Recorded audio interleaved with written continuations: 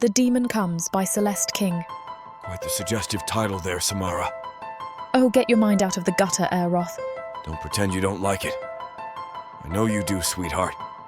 What I really don't like is getting interruption when the chapters are just starting to get spicy. That's why you should get the uncut version of Celeste's audiobooks from her website, worlds.of.protheka.com. YouTube's guidelines can't stop us there. Not to mention the free 30% discount. You don't have to do anything, just enter the code YouTube30 at checkout. It's like magic. Thank you for choosing Celeste King's The Demon Comes. Don't forget to like and subscribe for more content like this.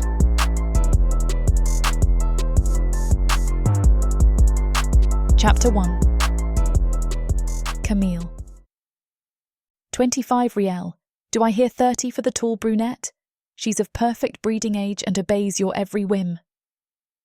The throaty voice of the auctioneer echoes off the hard rock walls, every moment punctuated by the steady drip of water.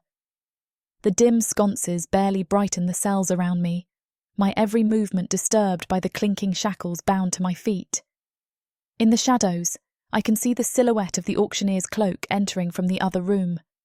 The woman beside him stands perfectly still, flanked by guards. My back is wet from the damp rock I'm leaning against, watching as I do every day, waiting for my turn on the auction block. Waiting is the most difficult part. There has to be a way out of this, I think to myself. A small flame burns in me still, unlike the other captives huddled around me. I can remember the days I watched that light leave them as they resigned themselves to their fates. Many of their personalities have eroded away, until all they are left with is a vacant stare, like that of an animal's. Beside me, an elderly woman slinks against the wall, quietly muttering prayers to elven deities. She has grown weak and frail from deprivation, her eyes gaunt and ringed. I imagine becoming her, waiting out all of my days tossed between buyers like a common piece of livestock. I shiver at the thought, my cold flesh coated with the slimy dampness of the cavern wall. The guard's cruel, vacant stare never leaves me, his own body obscuring the events of the other room, which I hear perfectly. I can feel him challenging me to move against him, and it almost dissuades me from what I know must be done. That's 25 riel for this perfect specimen. Thank you for your purchase, Mr. Alaric. The crowd's complicit applause echoes. Our lives are little more than a sporting event to them, deriving the same amount of enthusiasm. Occasionally, I turn my head, sensing motion in the corner of my eye. I think it might be another prisoner moving to escape, or perhaps an old figure from my past life coming to rescue me. Out of desperation, my imagination grows stranger and stranger. But every time I'm disappointed to see that it's just the dancing flames, casting shadows that play tricks on my mind. A rodent slinks across my feet, and I try to keep myself from squealing as it darts along the wall, settling next to a carcass. The prisoners around me, rattling their chains with every exhalation, exude a foul odour of sweat and decay. The cold, slimy walls all smell strongly of mould. I have to unconsciously scrunch my nose just to endure these conditions, keeping my mind focused. If I don't want to be up there soon, I have to escape. The guard approaches my cell, joined by another guard from the other room. As they walk toward me, their eyes align with mine, and I fret that I may be next on the block. But instead, they move toward the elderly woman at my side, gripping her by the wrists and standing her up. "Come along now," one of them growls. "I'm sure you'll make an excellent housekeeper." She protests loudly, sobbing as they move her forward through the darkness. He turns toward the guard accompanying them, who holds her other wrist. Mayek is on break, so we'll need to escort the prisoners ourselves. But isn't it policy to always have a guard watching the cells? Their eyes look toward ours, their voices speaking over the wailing of the woman in their grasp. I don't think they're going anywhere, do you? Out of everybody here, I had figured that she was the safest. Agatha told me she lost her family years back to elven raids, and that she's been waiting here since, hoping to die with dignity somewhere. In her time of suffering, she began to pray to the 13, because it was all she had come to know. I can only hope that in the hands of another buyer, maybe she'll beat the odds and experience some amount of fair treatment. Though I know that hope might be blindly optimistic, and she'll probably end up dead in the outside world. One of the men sitting across from me shakes his head. "That's awful," he says. I don't know his name, and he didn't know hers. As I turn my head to look at him, I want to wipe my unkempt blonde hair out of my eyes. I can hear the crowd's reaction to the woman being led on stage. This human woman has spent a lifetime working and serving, and she's ready to serve you. We'll start the bidding at 5 real. "They're even taking the elderly now," the man says. "Is nothing sacred anymore?" My eyes dart wildly toward the exit, now unguarded. I move my gaze across the room, trying to strategize. There isn't time to mourn. "Aren't you going to say anything at all?" the man asks me. I realise that his comments weren't addressed toward just anybody, but toward me. The taste of iron fills my mouth as I open it to speak. I am overwhelmed by rust, and by the tang of the rusty shackles that encase my wrist. Truly terrible. I nod in agreement. This may be my only opportunity. I look at the resigned stares of the captives around me, hoping to find even a speck of hope in their eyes, unextinguished by tribulation. Not many people dare speak for fear of being reprimanded by the guards. It's been a quiet existence, only subject to the ambience of the cells. Taking a risk, I speak, pressing into the disturbed tension. "Do you ever wish we didn't have to deal with this anymore?" It's a rather stupid question. The look on his face clearly conveys this. Sure, it would be great if we could just walk out with no consequences, but that's not going to happen. I stare at him blankly, still trying to think. If I can just convince the rest of them to fight, maybe we'll have a chance of escaping. If I try to escape alone, I'm almost guaranteed to die. I've seen it happen more times than I can count.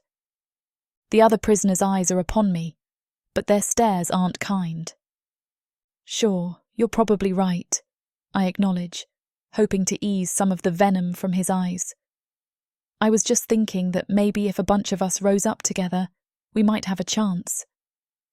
"Haven't you been here longer than I have?" the man asks. "Haven't you seen what happens to people who talk like that?" His voice is rising in volume, and I realise with some nervousness that if he continues speaking this loudly, it's bound to draw the guards back toward this room.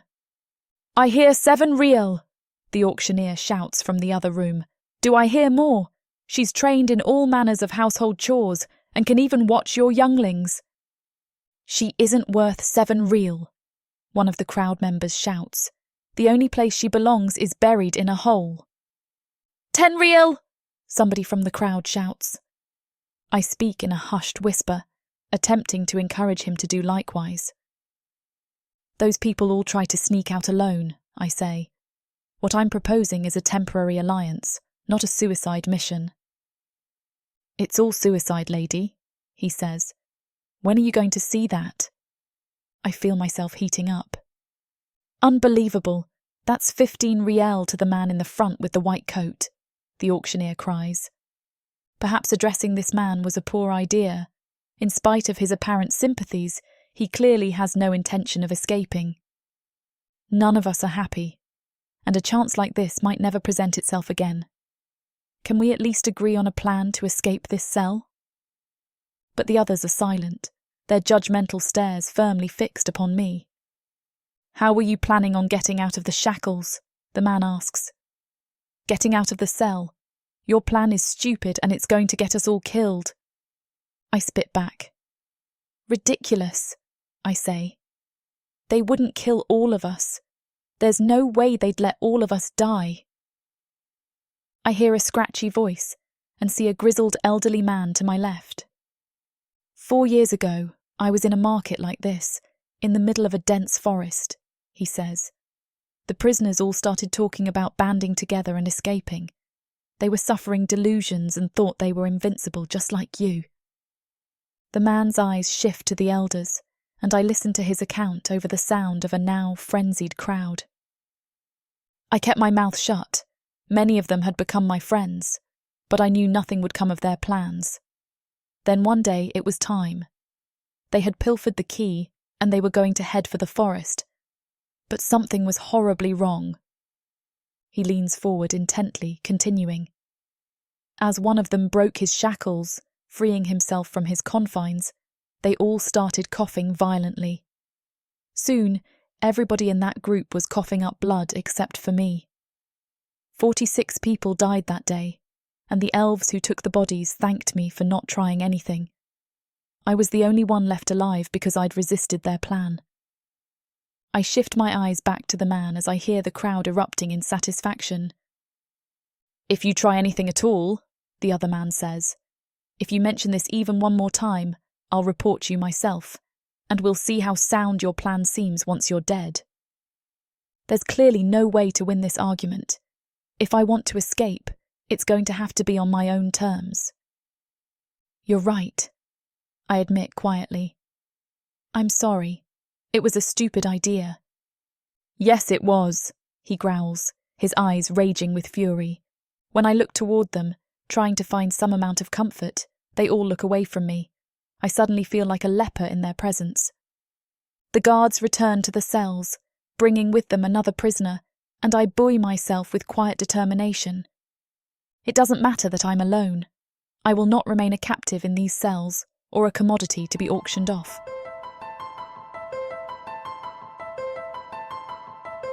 Chapter 2. Mazituz.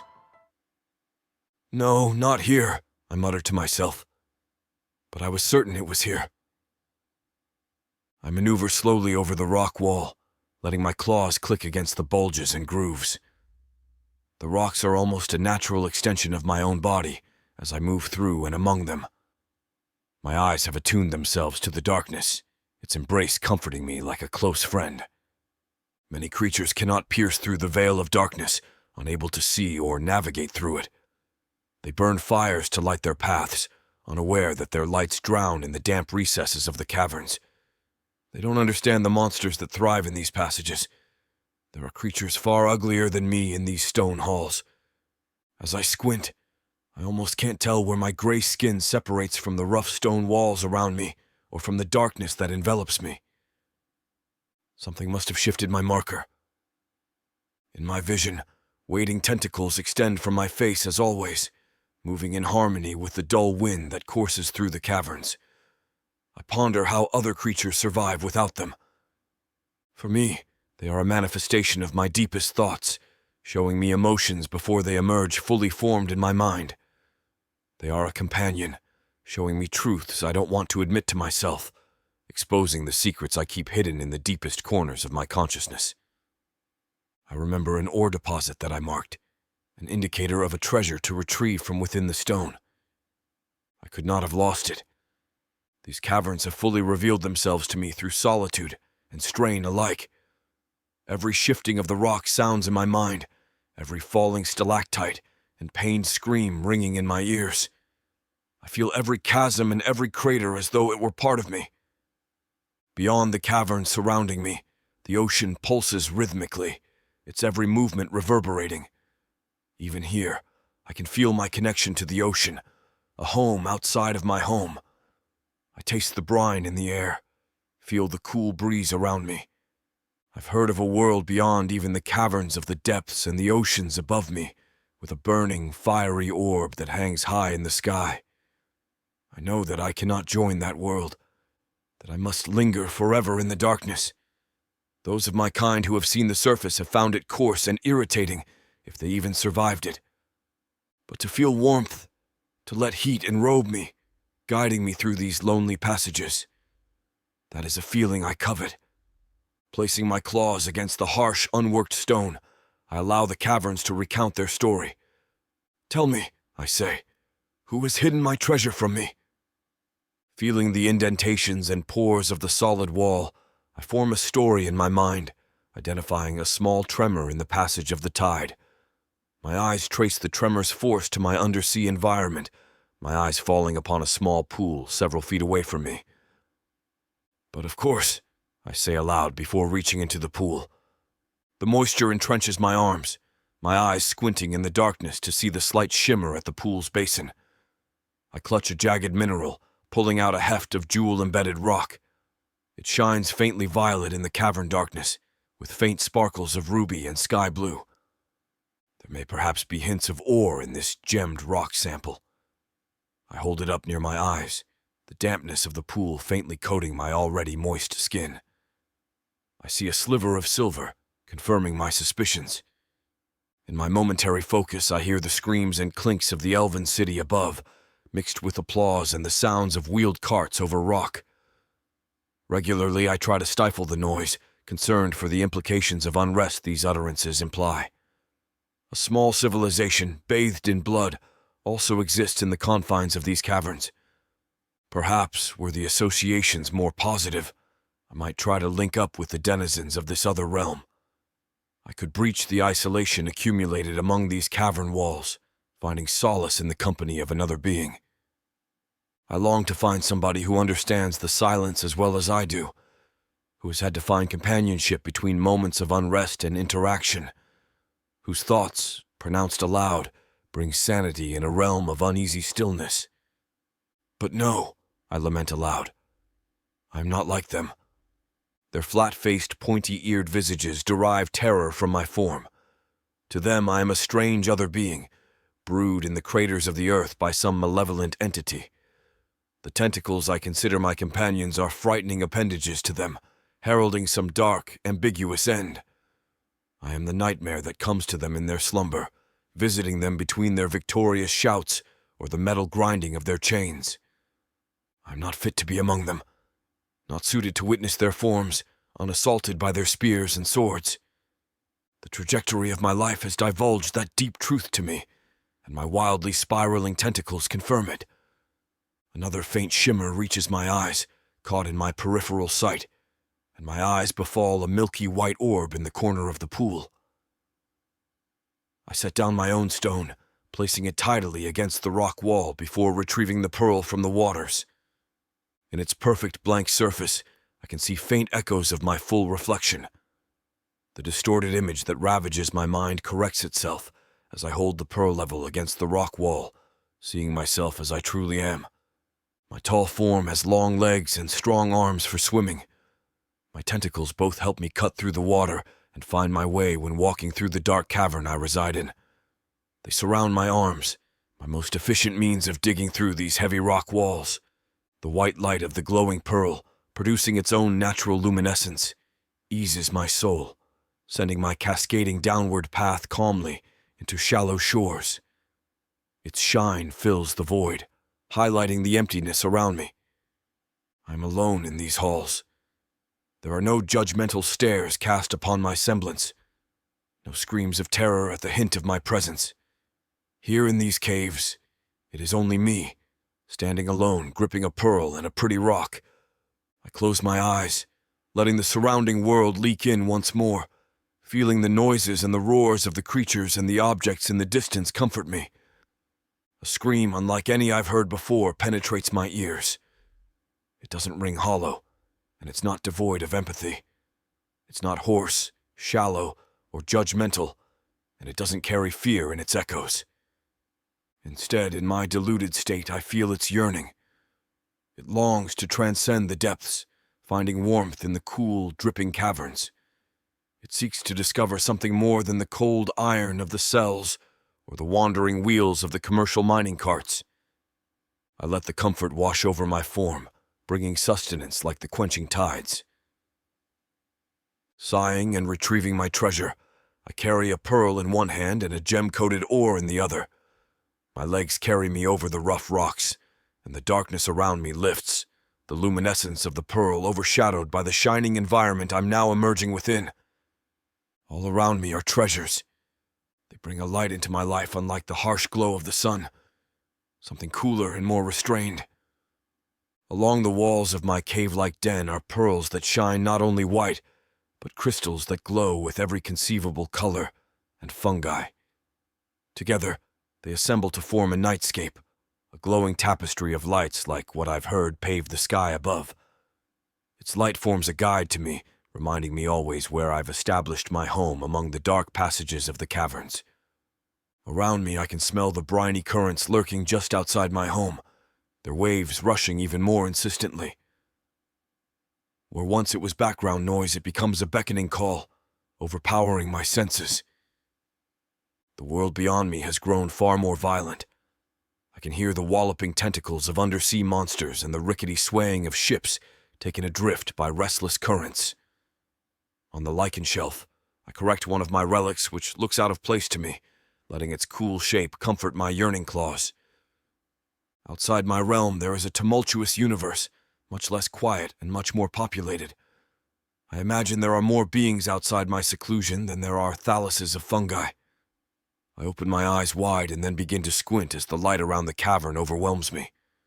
The treasures around me all represent temporary connections, retrieved from strangers in passing, or from subterranean creatures like me. None of the bonds were permanent like the walls around me, but they all left me with a physical object to be held, a fragmented piece of history reminding me that my solitude is transient. I step outside my enclosure, letting the darkness take hold, and I can hear the dissonant whispers of the elven city more clearly. I step back within it, and the wandering horrors of the oceans become clearer in my mind. Within my home I smell salt and brine, but outside it I smell blood and iron. Together they present me with a choice. Here in the subterranean caverns I enjoy safety and predictability, but beyond it the comforts of companionship loom, if only I can overcome my deepest insecurities. The tentacles ever present in my vision whip wildly, reminding me that this isn't a choice, and that only in these caverns can I find the assurance of my continued existence. Letting the darkness envelop me once more, I close my eyes, allowing the world outside to breathe in. I stretch my long legs. My heart beats with the tides and the chains alike, every falling rock and muffled conversation adding to my senses. I can almost form a full picture of the strange world excluding me. My heart fumbles slightly, perceiving the chaotic environment which has for so long been a danger. I suddenly emit a low sound and my tentacles still, their erratic fear becoming calm sadness. I long to feel touch, the warmth of another being reinforcing my existence against the cruel seas of unpredictability. My heart emits a calm melody, unheard by the beasts I've come to grow familiar with. Would somebody ever hear its rhythm? Would somebody ever breach this perpetual separation? Chapter 3. Camille. My eyes are shut, imagining a realm of dreams where I am free and not huddled against the cool, rocky ground, with bitter chains pressing hard against my battered wrists. In my mind, I can seek escape, joining a world far more forgiving and kind to me than the stern world I've been brought into. I imagine myself running toward freedom, breaching the barriers of the cold and unrelenting prison. I reach out, squeezing between the bars, to find a sense of independence that has always evaded me. My hand stretches desperately, trying to be free even as the world tries to swallow me whole. I can almost feel it. The cool drip of water awakens me, and the light of torches fills my vision. The sconces present the taunting illusion of movement in this still, restless realm. I try to close my eyes again, feeling the torment of my perpetual imprisonment, but the dripping is ceaseless, and my ears are now full of the shifting manacles around me. I can almost feel it, I whisper. The despair in my voice is palpable. The cavern floor is jagged and unforgiving, and I awaken sleep-deprived as ever. My muscles ache from constant abuse, and my spine is contorted into an unnatural position, but I try to drown out the pain. My wrists are bruised from the callous embrace of iron manacles, but if I only leave them limber, I can pretend for a moment that they aren't bound. My eyes dart around the room as I allow the haze of slumber to fade and my sense of inner peace to unravel. The hunched shadows of men, women, and children reappear in my sight. I try not to see the extinguished lights in their eyes, remembering that they are humans trapped in an identical predicament. But so many have given up, and I know that any attempt at escape will be a solitary endeavour. Snippets of yesterday's conversation enter my mind, then recur melodically over the noises of shaking metal and soft whimpering. I can still see the defiance in some of their eyes, which confounds me all the more. Did they not see an opportunity to stand with me in the wake of their imprisonment? Do they truly long to know any master other than themselves? I had thought for sure that I would not stand alone in this, but my chances of escape diminish, and I can almost feel myself torn away by the discouraging words of reason. If I'm to truly escape my confinement, it will have to be soon before I can talk myself out of it. The clinking of armour enters my mind, unlike the rattling chains of my fellow prisoners. It's far more rhythmic, but still familiar. Lifting my head slightly from the cold, damp ground, feeling the pain in my spine resonate with the sudden movement, elven plate boots enter my vision.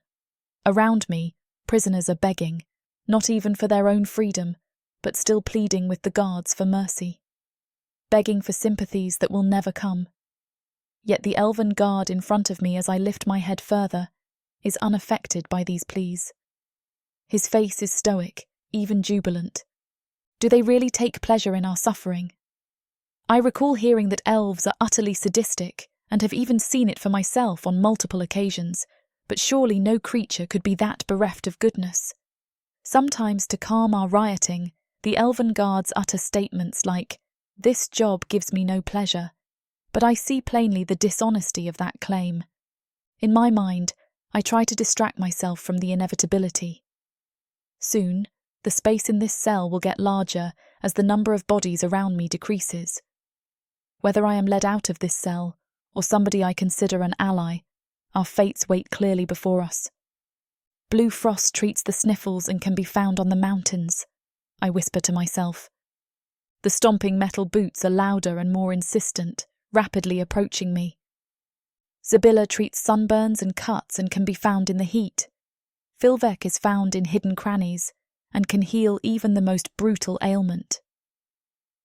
The stomping stops, and my recitations grow more insistent and rapid. If you've got an upset stomach, you can use Gankoya, and it will settle it. Mekikste can stop the spread of burning and can turn back an illness's curse. The key turns in the lock, and the cell door creaks open. I turn my eyes away from the sight. Goligan can relax the body. Some Goligan would be nice. With other herbs, it can also mask pheromones, concealing your passage. My hand reaches up to my hair, and I feel the absence of my blonde locks. I remember shearing them in an attempt to reclaim even a small amount of my freedom.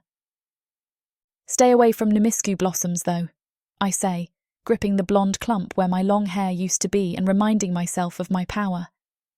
They might look like rersed herb, but their sap paralyses and can easily cause your downfall. This is unlike rurzied herb, which is harmless, relaxing, and smells pleasant. Nearby, I take in the cruel and indifferent laughter of the market, where we are sold off individually. I imagine standing on the auction block to the restrained clapping of an audience that would gladly see me dead or bent over. I imagine their leers upon my vulnerable body as they huddle together and whisper. Together, their whispers form something loud and oppressive, and though it becomes difficult to pick out, when I listen intently, those noises become words. They speak quietly of defiling me and using my body as an object. The guard's boots approach past the boundaries of the metal cage.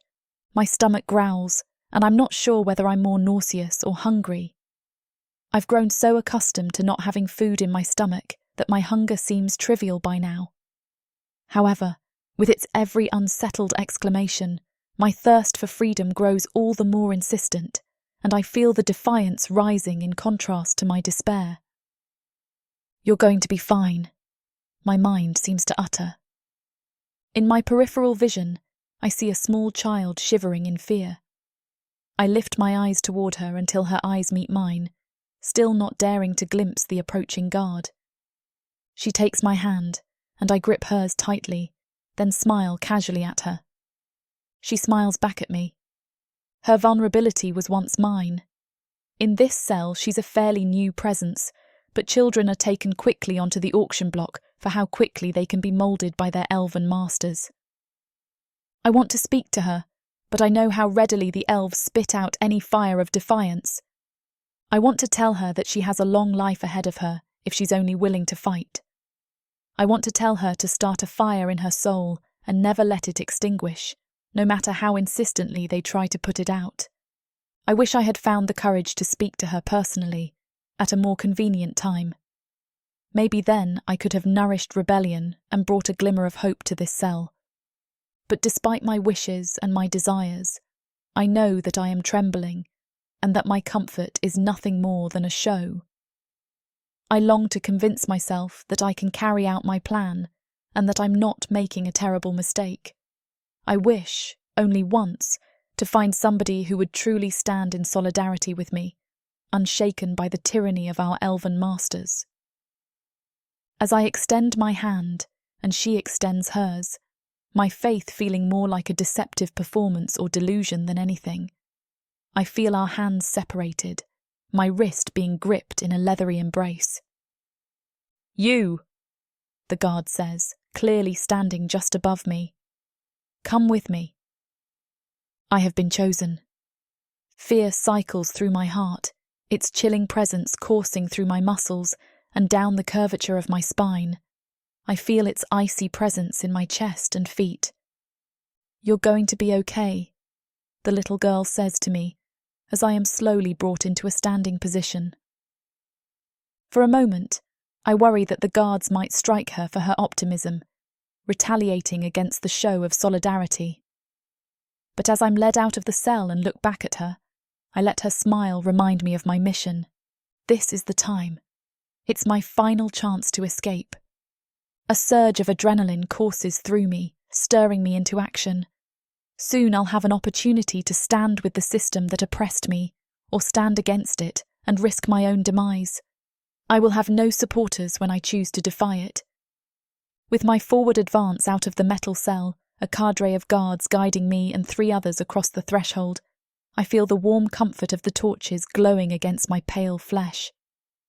"Don't stall now," the guard holding my wrist says, the shackles on my feet and arms clanking together. "It's not going to stop what's coming." His toothy grin is stained yellow, cracked and pointed. The dangerous incisors of the elf remind me how small I am.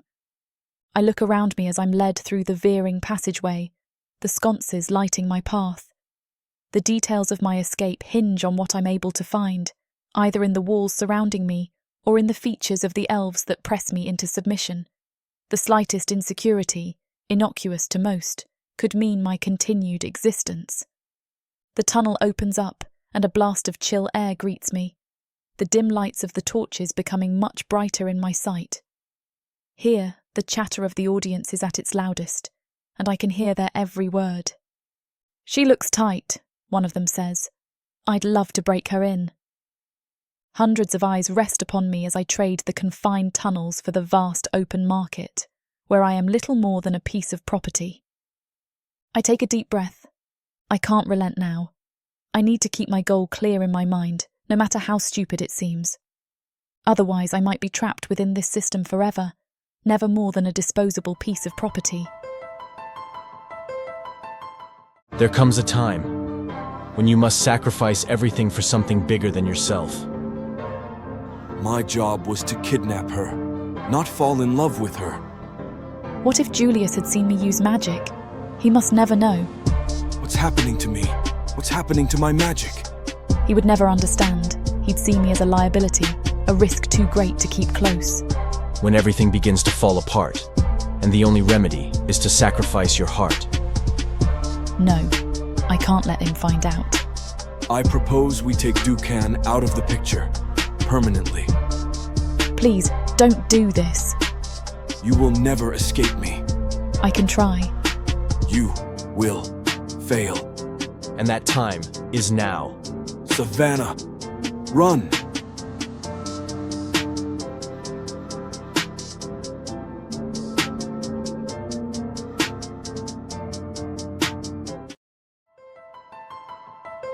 Chapter 4. Mazituz. I propelled through the dark subterranean tunnel using powerful tentacle strokes, at home in the Stygian waters as much as I am in my subterranean den. Lacking light, I navigate by finely tuned non-visual senses, the perfect hunter for this sunless underworld. I emerge from the gloom of the underwater passage into a vaulted grotto, smooth obsidian shores stretching before me. With a powerful surge, I pull myself from the dark waters, rivulets streaming down my mottled hide. I pause, stretching my legs on an onyx outcropping, tasting the thick air and sensing an anomaly perfuming the typical subterranean scent. My tentacles quiver inquisitively as I sample the alien sensation. Not mineral, not flora or fauna, I murmur, pondering it. The strange reverberation pricks at my instincts relentlessly. After lifetimes wandering my lightless dominion alone, something of the above has descended at last. What could have wandered so far off the traveled byways of those surface dwellers? I click a purr of anticipation, and yet as quickly as it started, I lose the trace. It's probably a cave-in, or some weather phenomenon, I decide, dismissing it. I sigh and emerge from the shadowy underwater passage, stepping into a vast, open cavern. The subterranean lake spreads out before me, its glassy surface undisturbed. Gentle ripples lap at the rocky edges, a soothing melody echoing off the cavern walls. Shafts of faint turquoise light filter down from above as I walk around, casting a dim glow over the still waters. The muted illumination reveals towering columns of dripping stone that disappear into the distant ceiling. I wade once more into the water and float in the serene silence, tentacles languidly undulating as the tension seeps from my body. The ever-present roar and crash of underground rivers is absent here. There is only the subtle music of occasional water drops joining the tranquil pool, sending concentric ripples gliding across its polished obsidian face. As I drift across the obsidian water, a shaft of light catches my eye. I turn to see a narrow fissure in the cavern wall, sunlight filtering down from the surface world above. I lift a muscular arm, watching the beam play over my slick hide. For a creature that has only known darkness, this brilliant warmth stirs something unfamiliar within me, but then it burns at my skin and my light-deprived eyes. I wince and submerge to escape the piercing brightness. Retreating into the comforting shadows, I watch from afar as the column of sunlight filters down into the subterranean world that is my domain. What life thrives up there under that radiant orb? I muse out loud. For now it remains painfully out of reach, a mere glimpse into a reality forbidden to my kind. Closing my eyes, I dip my head and inhale the cold, briny air, so much lighter and cleaner than the dank atmosphere that permeates the tunnels.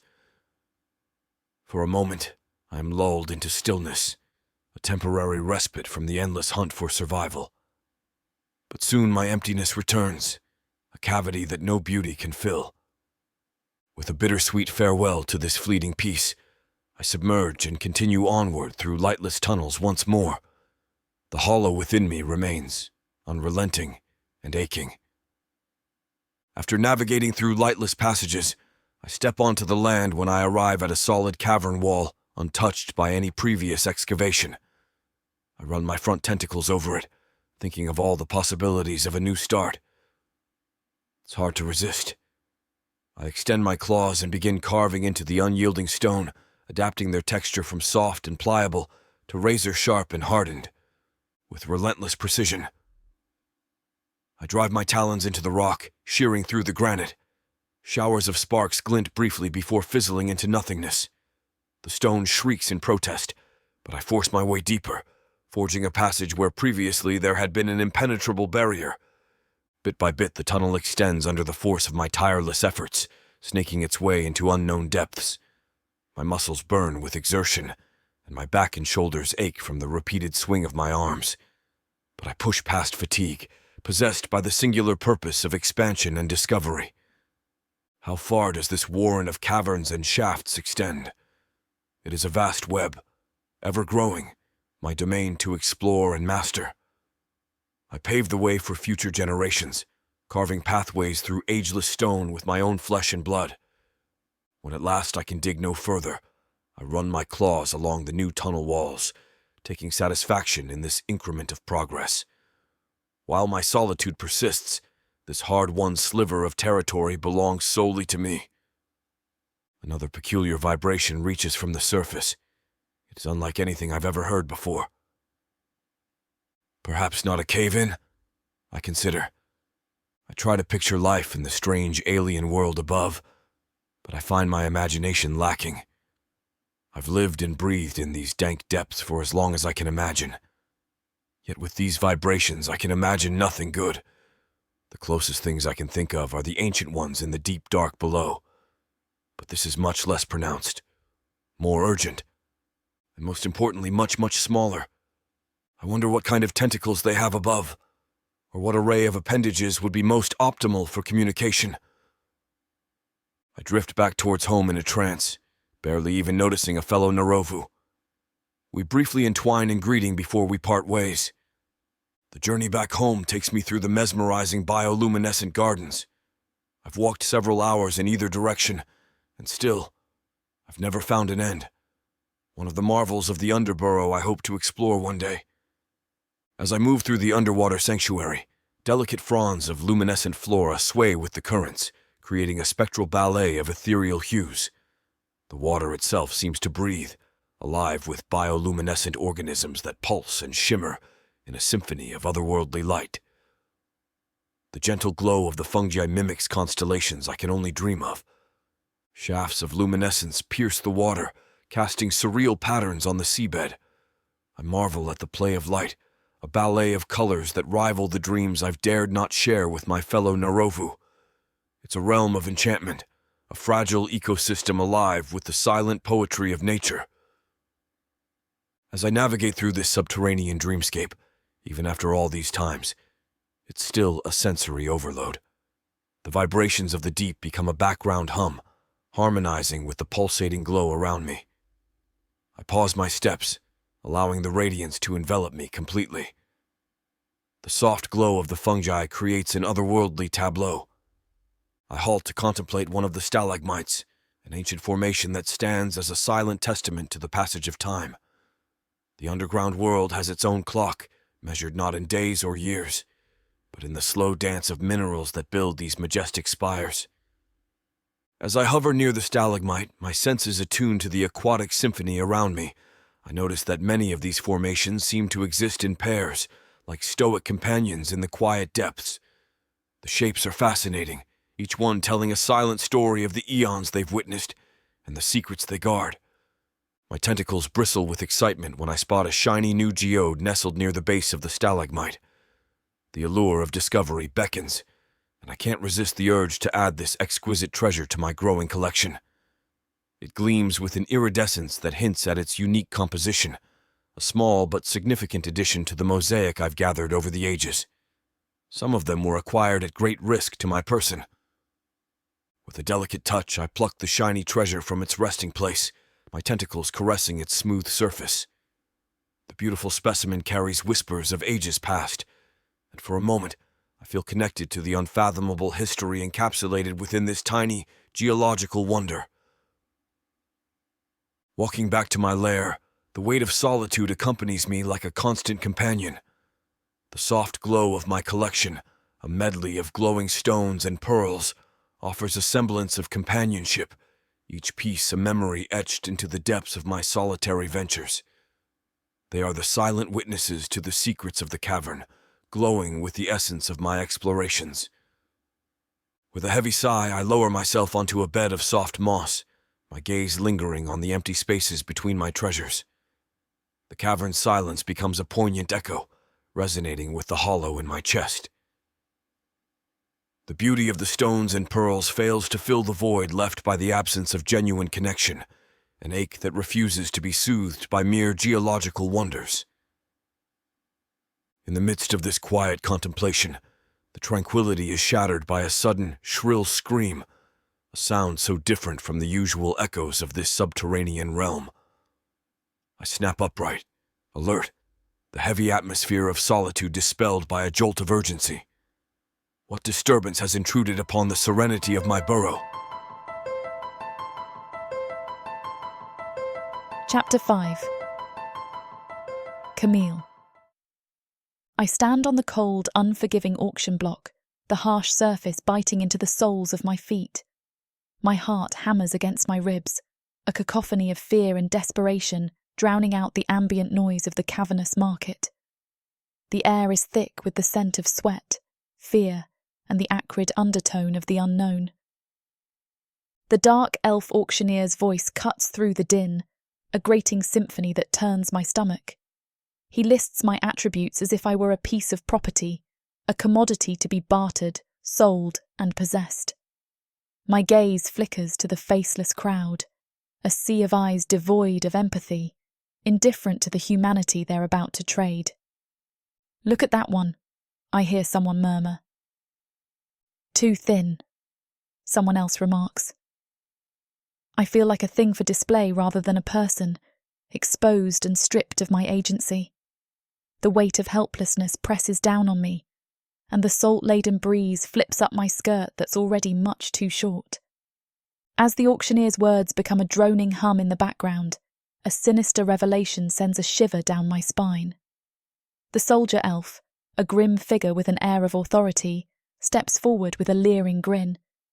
He's collecting women, not as willing companions, but as gifts for a high-born elf, a fate that promises anything but freedom.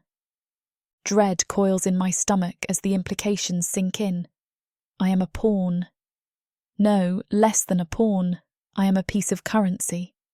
The prospect of being handed over like chattel to a high-born elf, a creature I've only heard of in whispers, tales that spoke of cruelty and capriciousness, fuels my determination to escape. With a surge of adrenaline, I decide I need to act. As the bidding intensifies, I cast a furtive glance around, searching for an opening, an opportunity to slip away from the clutches of the auctioneer and his impending sale. My mind races, calculating the risks and rewards of each potential escape route. The dark market's twisted labyrinth of stalls and shadows becomes both my adversary and my ally. The seconds tick away, each one bringing me closer to a decision that will determine my fate. My surroundings become a map of opportunity, each detail scrutinized for the slightest advantage. My eyes pick out the lax security at the rear of the crowd, where shadows pool thickly between the flickering torches. A sudden eruption of commotion breaks through the monotonous drone of the auctioneer. It's a dispute over a bid. The guards, momentarily distracted, shift their attention toward the source of the disturbance, their eyes drawn to the growing tumult.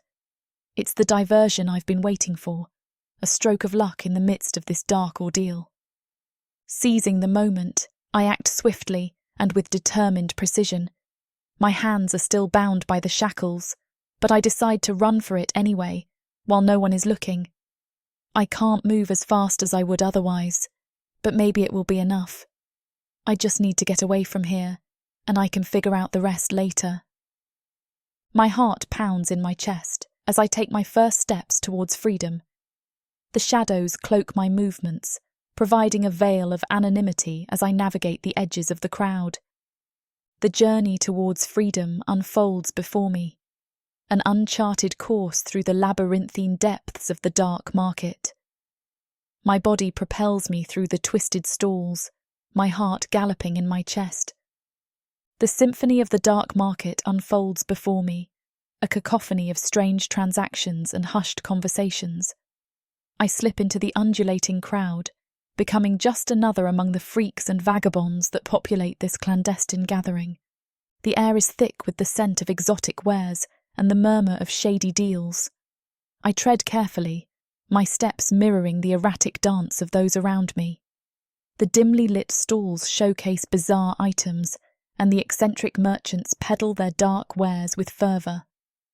A shadowy figure, their identity concealed in the gloom, calls out in a raspy voice. Eyes of the abyss, freshly plucked from the depths, guaranteed to reveal secrets hidden and forbidden. I sprint through the chaotic dark market, weaving between bewildered onlookers. Panic begins to ripple through the crowd as shouts of alarm pierce the air. A guard spots me, his armoured figure looming ominously. His shout reverberates, and with a surge of adrenaline, I push through the last fringe of the crowd, my lungs burning from exertion. The promise of escape lies ahead in the cool air of a cavernous passage. I dart into the shadows, my small frame slipping through gaps in the crowd. The guards give chase, their footsteps echoing behind me. As I sprint, I catch sight of a flickering light up ahead, a potential sanctuary from the impending pursuit. But then, a harsh sound cuts through the chaos, a whip cracking through the air. The lash finds its mark, striking my rear with a burning sensation. I let out a yelp, stumbling forward, the sting intensifying and the warmth swelling on my skin. The pain lingers, but the urgency to escape propels me onward, deeper into the winding passages. The darkness envelops me, and I press forward, determined to evade capture and find a way out of this perilous labyrinth. Their relentless assault zeroes in on every exposed inch of my flesh, the pain escalating to an unbearable crescendo. The force of each strike sends shockwaves through my body, and my cries mingle with the echoing darkness of the cavern. I feel the sting of the whip cutting into me, my skin becoming a canvas for the cruel dance of punishment. As the torment persists, I'm trapped in a nightmarish cycle of pain, and my attempts to escape are only met with greater brutality. The unseen assailants coordinate their attacks with malevolent precision, catching every piece of exposed skin in a relentless barrage. In the midst of this excruciating ordeal, I find myself teetering on the edge of surrender, the boundary between resistance and submission growing increasingly thin. Yet even in the face of overwhelming pain, a spark of resilience flickers within me, a determination to outrun my attacker, endure, and defy the darkness that seeks to consume me. I can't let them break me. Chapter 6. Mazituz. A distant scream pierces the silence, faint yet unmistakable. I rise swiftly, pulse quickening. Such cries never echo here unless something has gone terribly awry. This is no mere territorial skirmish or feeding growl. It's the sound of terror, I realize. Who could it be? I navigate the winding tunnels with haste, my powerful frame coursing with lethal grace. That tortured scream still rings in my mind, fueled by unknown threats and perils. An icy unease mixes with my urgency as I intently follow the disjointed echoes down into unfamiliar depths. I pause at the tunnel fork, tendrils waving gently, detecting subtle vibrations in the stones. Within me, two relentless forces war caution bred from solitary centuries navigating this abyssal maze, and the insistent urge to discover the violator of those ageless boundaries. For no warm-blooded creature has ever deliberately breached this lightless domain's far reach. Until today. Closing my eyes, I attune all senses to the evidence echoing back. The reverberations are coming from the left fork, I realize. The left. That's where they are. I plunge deeper, the glowing fungi that line my path receding as I near the cavern's uttermost extremities. These tunnels were not carved for men. Yet on I press, chasing those dissipating screams. The electric scent of adrenaline hangs here almost palpably. I hasten down the dimly glowing path, markings of the deeper caverns closing around me.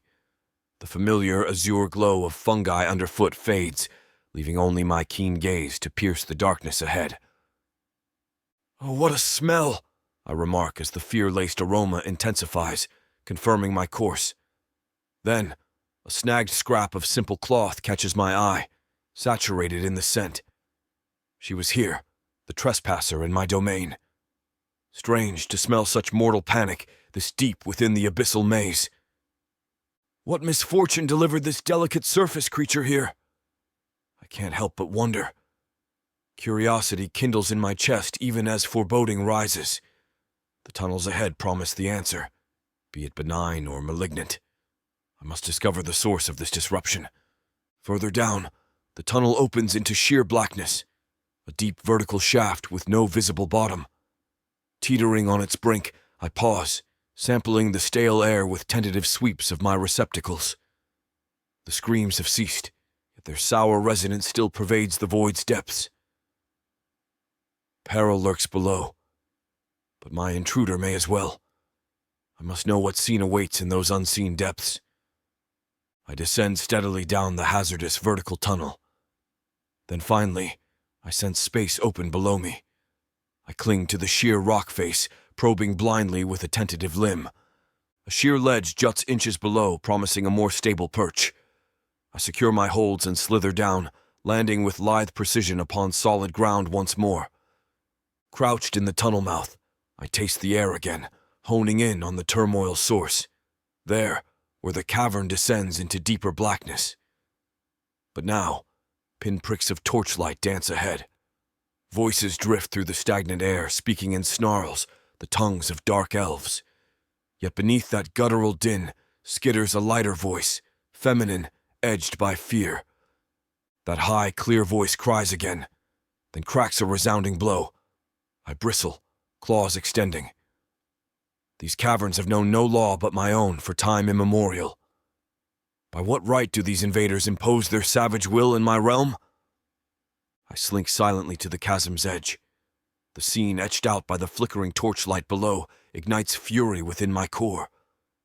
Two hulking dark elves loom threateningly over a petite, fair-haired woman. Defiantly she faces them, though terror lurks in her emerald eyes. The brutes bark their twisted desires, their auras reeking of cruel intent. Still, the woman stands resolute despite her jeopardy, refusing to bend before their bullying mass.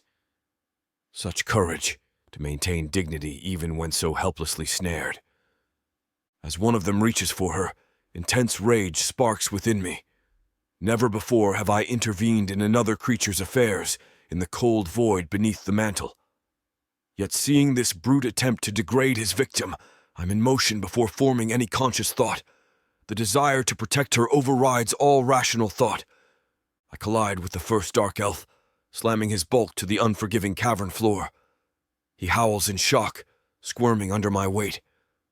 His cries are abruptly silenced as my claws shear through the vulnerable flesh of his throat in a spray of hot blood. I peel away, rising to attack his cohort, whose face contorts in scarlet fury. He charges straight for me, bent on vengeance for his fallen comrade. But rage makes him careless. I hurtle the corpse into his path. He bats it aside, but not before my claws open ragged furrows across his chest. The dark elf stumbles, then regains his footing with murderous intent etched across his face. He draws a jagged blade, advancing with a menacing purpose. I lash out to drive him back with ruthless efficiency, primordial survival instincts honed over lonely eons beneath the mountains. He slashes wildly, seeking to dismember, to punish. But his haste blinds him. I am smoke between his broad swings. My ripostes find their marks in spurting crimson as I ply flesh from bone. He tries to grapple, to use his superior size against me, but my lithe bulk twists sinuously free. In a heartbeat I am upon his back, shredding through leather, skin, and sinew to unleash the scarlet flood within. It spatters over me, hot and oddly sweet, firing my predatory core. This one will never raise hands again, be it violence or violation. At last he lies gurgling. Behind me the woman has slumped to the ground. She stares wide-eyed between me and the two prone forms leaking their last. Perhaps this is but the exchange of one monster for another in her mind, but looking into her stunned emerald eyes, I know given the chance again, my vengeance would surge just as fierce. Chapter 7. Mazituz. I step back from the dark elf's body, his blood oozing out of him and onto the ground. I sneer at the disgusting, vile creature. Such a waste of space on this planet. A disgrace to every single other being. A nuisance. I await the day when we are all free of them, when they inevitably engage themselves in a war with a species that they cannot win against. A sound from my right distracts me from my moment of hatred, and I turn to see the girl staring at the two elves on the ground. Her short blonde hair frames her small, pale face in a way that compliments her greatly. I cannot deny her beauty even if she is very clearly not in a good physical state right now. She looks so fragile, so delicate, more so than the humans I usually come across. Her body trembles, her breath is coming in short, sharp gasps. Her small hands clutch at the ground as if to anchor herself to something. Anything. I feel a curiosity towards her, like I must know more, which is new to me. I've never been curious about a human before. Mostly I just avoid them. In fact, I avoid most beings. So why is walking away the last thing I want to do right now? I take a step closer, my shadow looming over her. But as I do, she recoils. I notice some sort of metal trapping her hands, wrapped around her wrists. Hardening my claws, I slice through the metal, freeing her hands from the trap in my attempt to help. She does not look thankful, and instead only winces. Sensing her fear, I pause for a moment, trying to think logically. She has probably never come across one of my kind before, and I imagine she is quite terrified, especially after watching me kill that elf. But she did not want to go with the elf. That much I know for sure. She was trying to escape, and I do not blame her. Who knows what horrors this girl has experienced? Without moving, I watch her wide, expressive eyes as they survey me and the area around us, but mostly me, although she never actually makes eye contact. The glow from my stones reflects in her eyes, causing them to glimmer. The soft gray color draws me in such a way that I do not understand, and I can't just stand here like this any longer. I slowly, tentatively, extend a tentacle towards her, pausing before it can fully reach her. My own hesitance surprises me, as this is not the way of my kind. Her eyes look away from me as my tentacle hovers in front of her, and I'm not sure what to make of this act. Still, I wait for a reason unbeknownst to me. Finally, her gaze finds mine again, but this time she doesn't look away. This time, our eyes truly meet, and I see her. I see how scared she is. I see how strong she is despite that, how tired she is, and I know that I must do something about it. Despite being two beings from different worlds, as we stare each other down, it's like a silent communication transpires, a fleeting connection in the vast loneliness surrounding us. I will not leave her here to be taken by another elf. She will come with me, and she will be mine. I see no other way, no other option but this, and it feels right. But even so, I must get answers from her. I drop my tentacle before clearing my throat and opening my mouth to speak. "How did you get here?" I ask. She startles, her eyes widening as she looks around us once more, as if searching for a way to flee. What she doesn't see yet, what she doesn't understand, is that I'm not going to let that happen. She isn't going anywhere. Not without me. I wait for an answer that doesn't come, but I refuse to give up. "What is your name?" She glances at me again, a panicked look entering her eyes. After I just killed that elf to save her, she is scared of me? I shake my head, trying to see this situation from her point of view. "I'm not going to hurt you," I state. She doesn't look convinced, but she finally opens her mouth to speak, before closing it again. My heart sinks. This is going nowhere. But before I can talk again, her soft voice fills the air, bouncing off of the walls like music. "You can talk?" This is not what I expected her to say. Does she really know that little about my kind? Am I really that foreign to her? I can't help but find it slightly amusing. "Of course. Now will you tell me your name?" A long pause follows. "Camille," she finally says, still hesitant. "Camille," I repeat, enjoying the way the name feels rolling off of my tongue. "How did you get here?" She looks away again, refusing to answer. "Why were you with that dark elf?" I try. "Why did he hurt you?" She opens and closes her mouth again, and I begin to feel frustrated. The situation is completely foreign to me, and I have no idea what to do next. I don't want to push her too hard when she is obviously distressed, but I also still need answers. "What are you?" she asks me, confirming my earlier thoughts. I'm a Narovu, I tell her, not giving her any more than that. If she wants to know more, she will have to ask. What is that? She asks. Why am I to answer your questions when you haven't answered mine? What's your name? She asks, ignoring me. I told you mine. You can call me Mazituz. She looks down at her hands, fiddling with her fingers. She's nervous. Why are you so scared? Nothing. I huff a big sigh, my frustration slowly increasing. How am I supposed to take care of her if she refuses to speak to me? Why did you kill those elves? She whispers. Were they not hurting you? Yes, but I don't even know you. Why would you help me? I don't know. I speak truthfully. Would you rather I have left you with them when you so clearly didn't want to go wherever they were trying to take you? She starts, but stops herself, looking away and pulling her bottom lip in between her teeth. I look away from this movement, eyes flaring. Where were they taking you? I ask. I don't know. You're lying, I state. I'm not sure how, but I can just tell.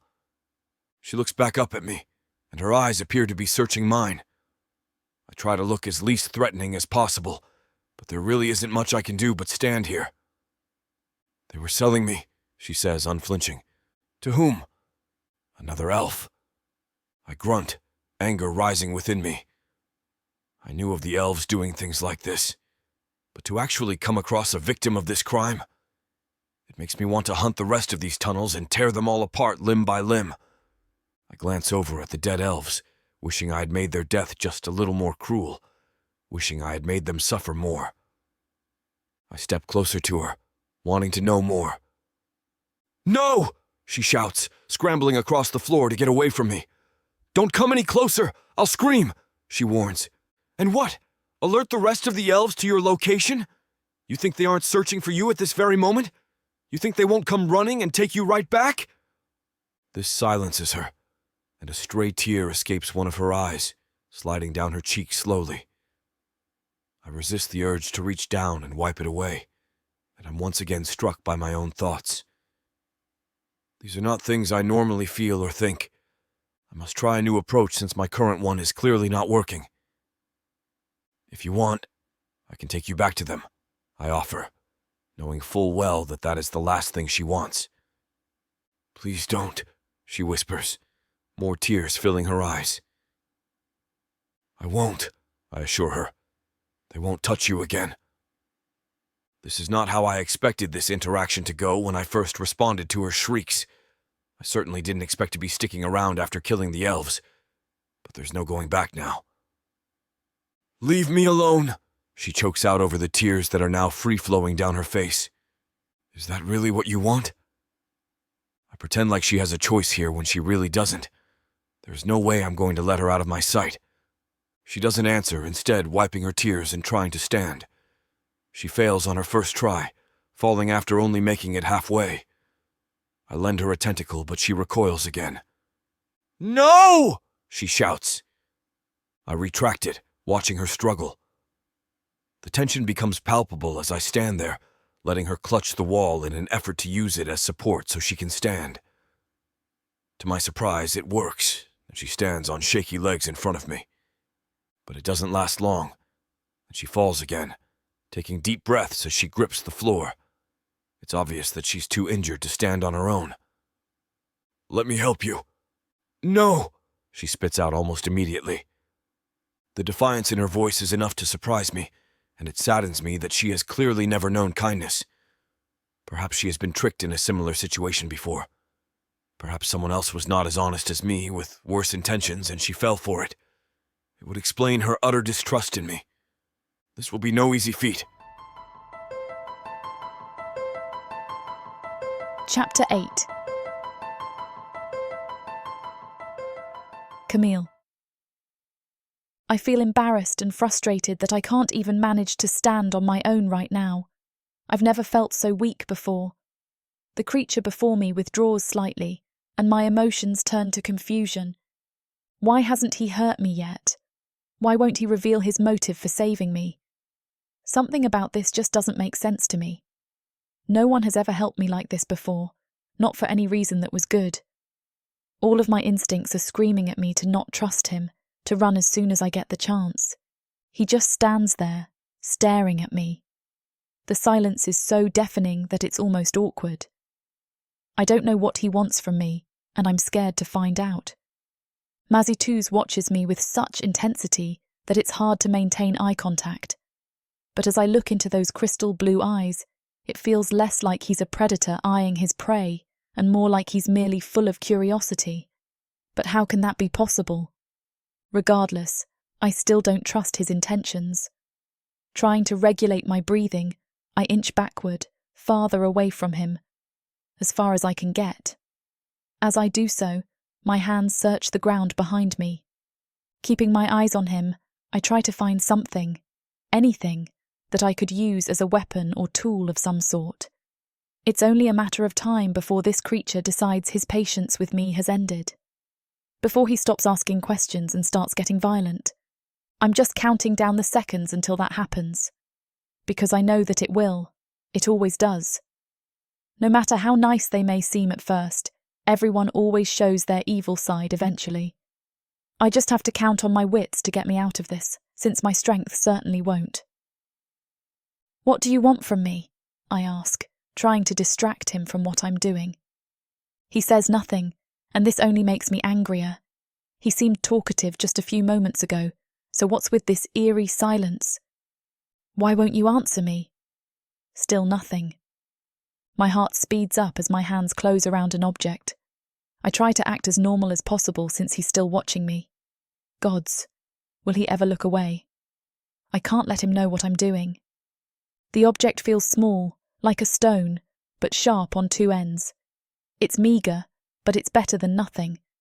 It's not like I have a better selection to choose from, so I'll have to make do. I clutch it tightly, but not tight enough that the edges will cut me. A surge of control courses through me amidst the chaos. I will not be taken again. I will not be overpowered. This is not going to be like last time. I will get myself out of this. I have to. But my confidence is short-lived as Mazituz lets his eyes leave mine for the first time in minutes. His gaze settles on my hand behind my back, and those crystal-like eyes darken. Somehow, he knows. His eyes narrow, and he tilts his head to the side as if to study me. I swallow hard, realizing that this is it. The moment I was waiting for, the moment I was dreading, the moment he shows me his true colours. I squeeze my eyes shut, waiting for a blow, but it never comes. I peek at him, and he's still standing there with his head tilted, watching. He almost seems cautious or intrigued. I don't detect even a hint of violence in those irises. This only confuses me more. What is he waiting for? Suddenly, he steps forward and extends a clawed hand towards me. I flinch, trying to move even farther away, but I hit the tunnel wall behind me. I'm trapped. He doesn't speak as he keeps his hand out, waiting for me to take it. It's almost like he thinks this act will reassure me that he isn't going to harm me. Like he thinks I will just reach up and take it, no questions asked. But I know what that hand means. It signifies captivity, and I'm not that naive. I shake my head. No. But he only moves it closer. My hand tightens around the stone, knowing that my moment is coming. The moment that will define how the rest of this interaction will go. Whether or not I will become a slave to this creature. I slide to the left and use the wall to rise once more. A wave of unimaginable pain crashes through my leg where I fell, and I do my best to ignore it, gasping through it. I manage to stand fully on both legs, keeping my hands on the wall, but my body still angled towards him. My determination to escape fills me, and I use it to best the pain. I can feel myself hardening, readying for this. He finally drops his hand, and I brandish the stone in front of me, daring him to raise it again or step any closer. I shiver as a low rumbling sound comes from deep within him, a clear warning. but his tentacles rise placatingly as if to say, I mean no harm. I'm not buying it, nor am I giving up. It appears that he is playing the long game, but I've been playing it my whole life. He is underestimating me, it seems. It's a silent battle of wills, neither of us giving up. My freedom means the world to me, and he will understand that sooner or later. Another sound emits from him, and his tentacles seem to shake before dropping back down to their natural resting place. I can sense his frustration, but it confuses me. If I'm causing him this much trouble, then why does he not overpower me? Perhaps he cannot. Maybe I have overestimated him. Maybe his strength is limited, or maybe he just enjoys watching my fear. I panic at this thought, the stone in my hands becoming slick with sweat. It was already going to be useless, but now I can forget about using it as a weapon. I shriek as he moves quicker than I thought possible, deliberately capturing my wrist in his hand in a matter of seconds, using his other hand to pry the stone from me. Please, I shout. Please, don't. The stone drops to the ground with a clatter, and I begin trembling, using my other hand to clutch at the wall, trying not to fall. Please, I whisper. I expect him to squeeze my wrist, to hurt me in some way, but he's surprisingly gentle. This means nothing to me, and I struggle against his hold.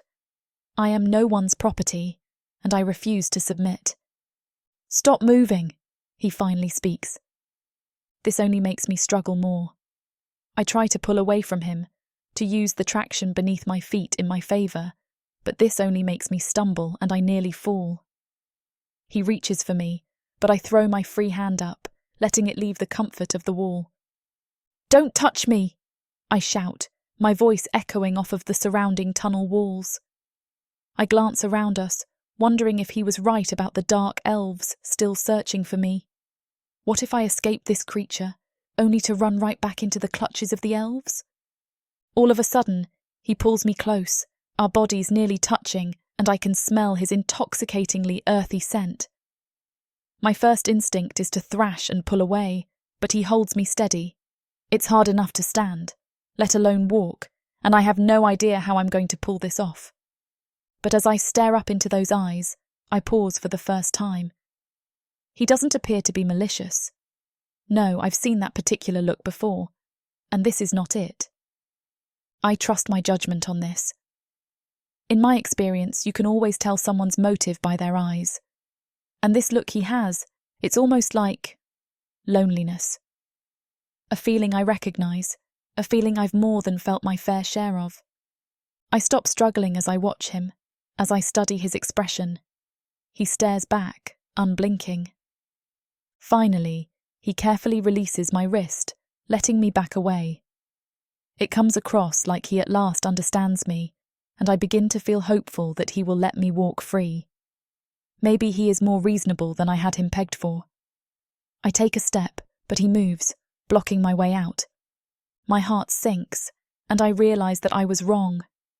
I should have never got my hopes up. I should have never tried to see the good in him. There is no good. I'm convinced that good doesn't even exist for me, not in this life. Since he's blocking the way I came, I glance behind me, wondering if I can run that way.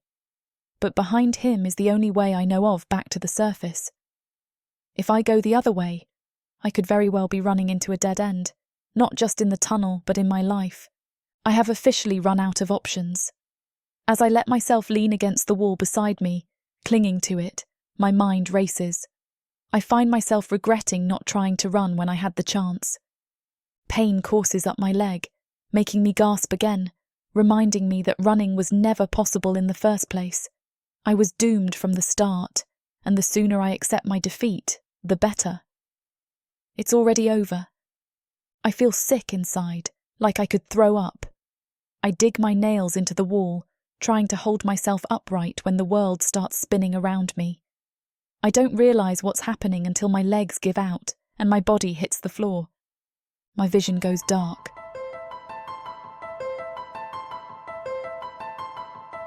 Chapter 9. Mazituz. I watch her internal struggle, not knowing what more I can do to express to her that I'm not a danger. I feel as if I've already proved to her that I mean no harm. Surely she should be able to see that if I wanted to hurt her, I would have done it already. She clutches the wall and something seems off. Her eyes begin to flutter closed when she suddenly falls to the ground. "Camille!" I shout, rushing towards her and kneeling on the ground. I feel her neck for a pulse, breathing a sigh of relief when I detect one, although it's slightly weak. All I can think of at this moment is that I caused this. She was so scared of me that she actually fainted. Sorrow courses through me, followed by longing. Regardless of her reaction, I can't just leave her here, injured and unconscious for anyone to come across. I'd be signing her death certificate. As I slowly lift her frail body into my arms, I decide that I will take her back with me to my lair. I stand, holding her close to me, hoping that my body heat will help soothe her. The feeling of her lying against my skin feels so incredibly right to me that it's hard to ignore. I take one last look at her unconscious face before setting off in the direction I need to go, wondering how she will react when she wakes up to me, but ultimately deciding that I will deal with that when the time comes. Right now, I just need to get her to the safety of my den. As I walk, I try not to let myself think too deeply about how poorly this all went, but it's hard, considering I have nothing else to think about but that. I navigate through the caverns with purpose, keeping my stride careful so as not to jostle her too much, a silent apology in each of my careful steps. I try not to, but it's impossible not to look down at her as I walk. Her face looks so peaceful, and I study her delicate features, now softened as she sleeps. A pang of regret threads through me before I can stop it, and I feel terrible for causing her such distress. I find myself wondering if this was all a mistake, if she would have been better off before I interfered. But then the thought of those elves taking her brings anger and protectiveness back to the forefront of my mind. Every ounce of my being tells me that I did the right thing in stopping that, even if she is terrified of me, possibly even more scared than she was with the dark elves. The difference between me and those creatures is that I truly mean her no harm. The same cannot be said for those elves, who clearly had dishonorable intentions. I will not hurt a single hair on her head, and when she wakes up I will make sure that she knows that, no matter how long that takes. "You're safe with me," I whisper to her. "You'll see." I take turn after turn, wishing at this moment that I had chosen a home that wasn't so far away. All I want is to get in the safety of my own space, to get her further and further away from those evil beings out there. Left, right, I murmur as I round each corner. Thankfully, I don't come across a single living being on our journey. I don't want to have to engage in another fight today, especially not with her in my arms. Most of all, I don't want her to wake up before we get there. That interaction would probably be even more of a disaster than the first one was. Finally, we reach my lair, a secluded enclave adorned from wall to wall with luminescent pearls and glowing stones. I walk in, setting her down on my considerably sized bed of moss as gently as possible. I kneel next to her, observing her shallow breaths a little too closely. It's impossible for me to not be worried about her in this state. My gaze trails down the rest of her body, noting each and every injury, my eyes flaring each time I spot a new one. Her too frail body is spotted with bruises, some new and some old, along with scrapes and dried blood. I try to focus on her beauty instead of letting my anger at seeing all of this get the best of me. I start at the top, noting the way her hair fans out around her head like golden threads on top of the green canvas beneath her. It's hard to look away. She's so irresistibly beautiful that I have to refrain from touching my skin to hers. A sudden wave of protectiveness washes over me, hitting me harder than the biggest wave the ocean could throw my way, and I can no longer control myself. I let a tentacle carefully and slowly brush aside some hair from her forehead, my eyes full of wonder. "Breathtaking," I murmur, unable to take my eyes off of her. "Flawless." The silence of my small, private home, which was once comforting to me, is now filled with the sound of her soft breathing. It's a reminder of my loneliness, my longing for companionship that may have just been fulfilled in the most unexpected way. Another part of my brain gives me a gentle nudge, reminding me that this girl has not agreed to such a thing. In fact, she seemed quite against even standing next to me, let alone following me anywhere.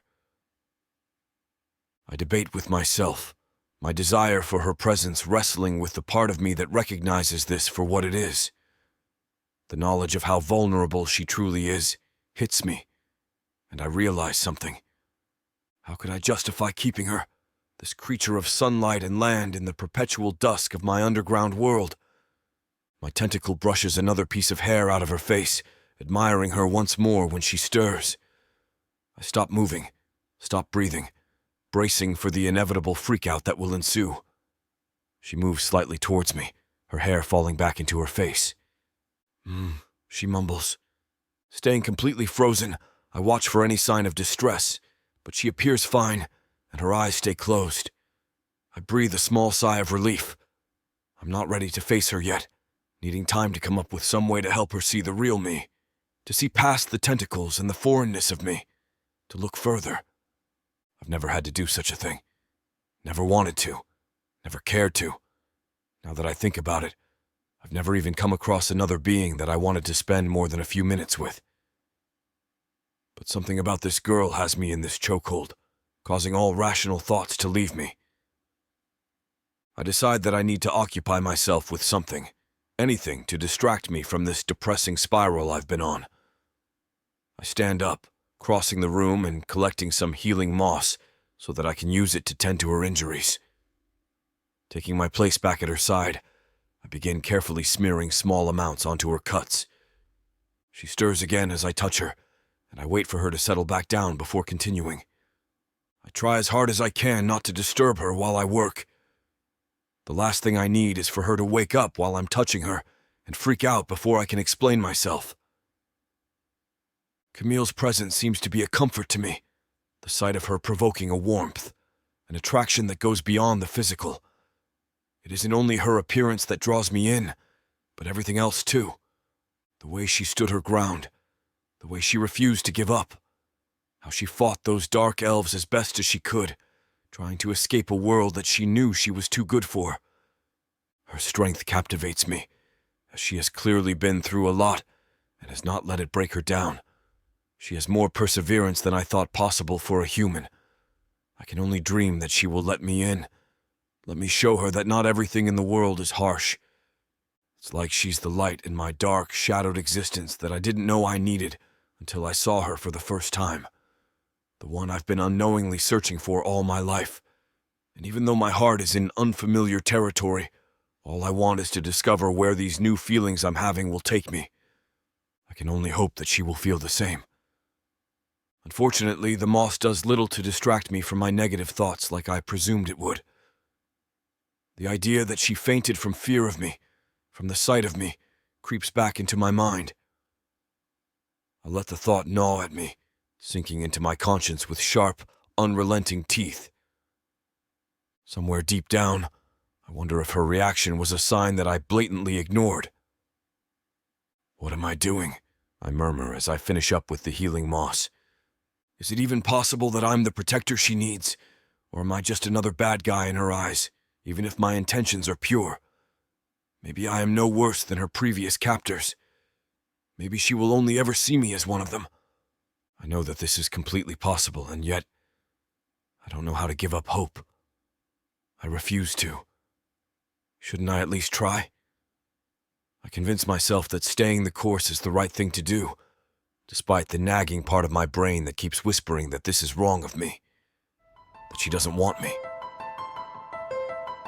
Rosenfire, our family holds great weight and power in Orthani, and yet I hear whispers. Do you think he can take him? There is no way that this could happen. No, more books. I can't remain locked in this ivory tower a moment longer. She's perfect. The Baron's daughter must be found. Julius, we shouldn't. Why shouldn't we? I am not a full dark elf. I do not possess their ethereal beauty. How will I find a mate? The lowly barren son apparently has shown that he has the same gift of fire-wielding as I, if not stronger. I am the family's dirty little secret. I am not the future of the family. Dukan is. This world was created from a seed of evil. I propose we take Dukan out of the picture, permanently. Please, let me go. If you want to join the poor humans who are bought and sold in the markets on a daily basis, you will find a way to get there. I am free, and I am terrified. You will never escape me. I can try. You will fail. Get seasons 1 and 2 of the Dark Elf series from worldsofprotheka.com. Protheka's magic is eternal. This series will show you why.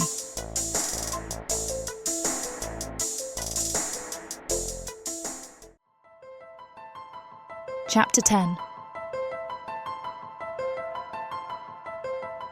Camille. The first thing I notice upon waking is how soft the ground has become compared to the hard, cold stone that I'm used to. It feels warm and almost like it's hugging my body. My eyes flutter open, and I try my best to blink away the blurriness. Once my eyes clear up, I stare at the ceiling in shock. Where am I? I instinctively tense, becoming acutely aware of my vulnerable position in this unfamiliar environment. My gaze darts around, taking in the walls covered in luminescent pearls and stones. Their beauty is not lost on me, but it does little to calm the knot of fear forming in my stomach. The gentle sound of water rushing in the distance reminds me of how far I am from the sunlit world I'm used to, heightening my fear even more. That's when it all hits me, and a reminder of what led me here begins to replay in my mind. I remember it all. The dark elves that were trying to sell me, how I escaped and how they chased me down after, how I got injured fighting, and lastly, the monster that saved me and then refused to leave me alone. The monster. Am I still with him? Did he bring me here? A wave of panic sets in, so strong that I almost feel nauseous, causing me to bolt upright into a sitting position. Dizziness sets in almost immediately, and I have to catch myself on the ground to keep from hitting it. My breathing speeds up, coming in shallow bursts. I squeeze my eyes shut, wishing as hard as I can that when I open them, this will all have been a really bad nightmare. But when I do, I'm still exactly where I was. Deciding that I'm going to have to face my reality sooner or later, I finally glance up, dreading what I might see. It seems relatively normal until my eyes catch on a silhouette and instantly widen. I am not alone. My eyes meet those of Mazituz, and he stares with such intensity that I can't look away. His gaze is unexpectedly curious, and I even detect something that looks like sorrow. For some reason, this makes me feel less afraid, although not by much. For a moment, it's like I'm paralyzed. I'm caught between my instinctive urge to flee and my inexplicable intrigue at this creature. Without taking my eyes off him, I take stock of my physical state, remembering how I could barely stand up before. Somehow it appears that my aches and pains have lessened. Finally, I look away from him to see how that could be. In every single place that I was injured, there's a small clump of moss stuck to my skin. My breath catches, realizing that he must have treated me. Why would he do something like that? No one has ever cared to do such a thing for me before, no matter how badly I was injured. Although maybe he just wants me in pristine condition for whatever he's planning on doing with me next. I shake this terrifying thought out of my head. Thinking like that won't help me get out of here. I have to stay calm if I want to have any chance. Suddenly, Mazituz moves, standing up without a word and walking across the cave in the opposite direction of me. With his back turned to me, I take this opportunity to search the area. I spot one single exit, and no matter where he is in the room, if I'm on this bed of moss, I'll have to get past him in order to get through that doorway. The odds of that happening are not in my favour. His hulking yet graceful figure slowly turns towards me, and his expression turns cautious, almost reverent, as he approaches. He holds out his hand, where two small green circular objects rest in his palm. I look from his hand and back to his face, refusing to move. He moves his hand closer, letting out a soft grunt. "What is that?" I finally ask. "Fruit," is all he says. How do you know that I can eat it? Surely you and I don't eat the same foods. There are human miners that work in the caverns. I've seen them eating these quite often. I light up inside. There are humans down here. I try my best to hide my excitement at this, but all I can think is that maybe those miners can help me escape, if I can just find them. There's no way they would turn down a helpless girl all by herself, especially if I told them that a monster kidnapped me. I remind myself that Mazituz is still watching me and holding out his hand. But another thought hits me before I can accept his offering. What if the fruits are poisoned somehow? What if I eat them, only to be paralysed or rendered unconscious, completely defenceless and ready for him to do whatever he wants to me? This doesn't sit right with me. But my stomach churns, reminding me that I haven't eaten in over a day. If I don't get some food in me, I won't survive my escape regardless of how much I've healed. My survival instincts clash with my growing suspicions, but my hunger wins over in the end. I hesitantly reach to take the fruit from him, trying to be careful not to touch his hand, and failing. My fingers brush against his surprisingly warm skin, and both of us go rigid. I pause, my hand hovering over the fruit, still touching him. I swallow, forcing myself to move past the moment as I finally take the fruit from him. He stands there for a moment longer before turning around and sitting back in his original spot, not that far from me. "How do I eat it?" I ask. "Do you know which part is edible?" He pauses as if this thought hadn't occurred to him. "I'm sorry, but I'm not sure." If he knows that little about the fruit, then the chances of him poisoning it seem low. Still, I feel hesitant to try it. I study it, pretending like I'm trying to figure out which part I can eat, which I am, but I'm also looking for any signs of tampering.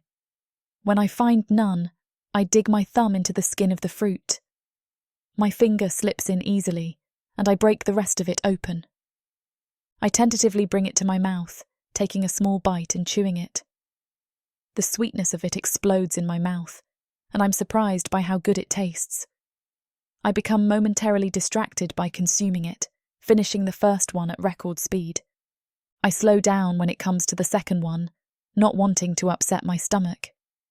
My enjoyment of this fruit offers me a brief respite from the constant turmoil of my current predicament. I do my best to ignore everything else as I chew, trying to prolong it as long as possible. Once I'm finished, I'm slapped with reality once more.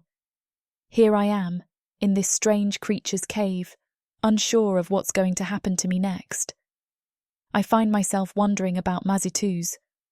Why did he bring me here, and what is he planning on doing with me next? Maybe he will try to sell me too, just like the elves did. Maybe he's not actually good, and he is only pretending. I ask the most obvious question that I can think of. "Is this where you live?" A long silence follows as he looks at me in shock. It's as if he didn't expect me to speak to him. "Yes, I carved this area out myself," he finally answers. "You carved it?" I ask. "Yes," he says, holding up a clawed hand. I nod, racking my brain for anything else I can say. It's not that I'm curious about him, it's more that I don't know what else to do. Sitting here in silence feels too awkward. Maybe if I pretend to be nice, I can gain his trust or something, making it easier for me to escape. "How long have you lived here?" "In this exact cave?" "Many years."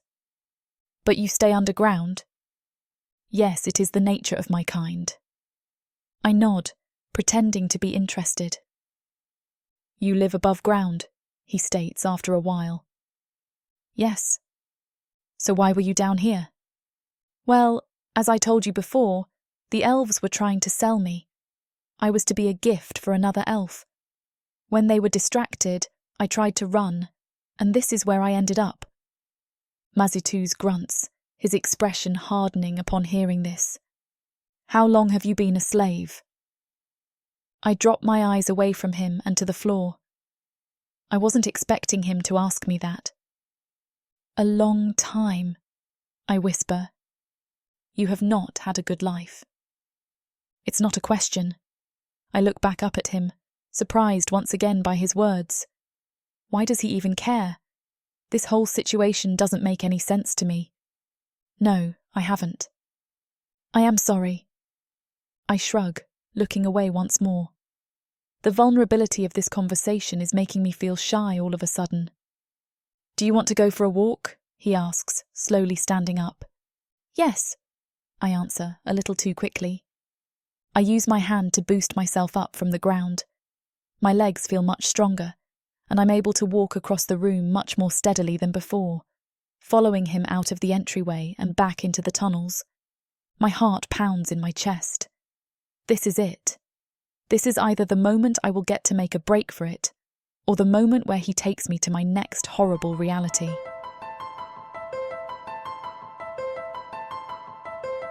Chapter 11. Camille.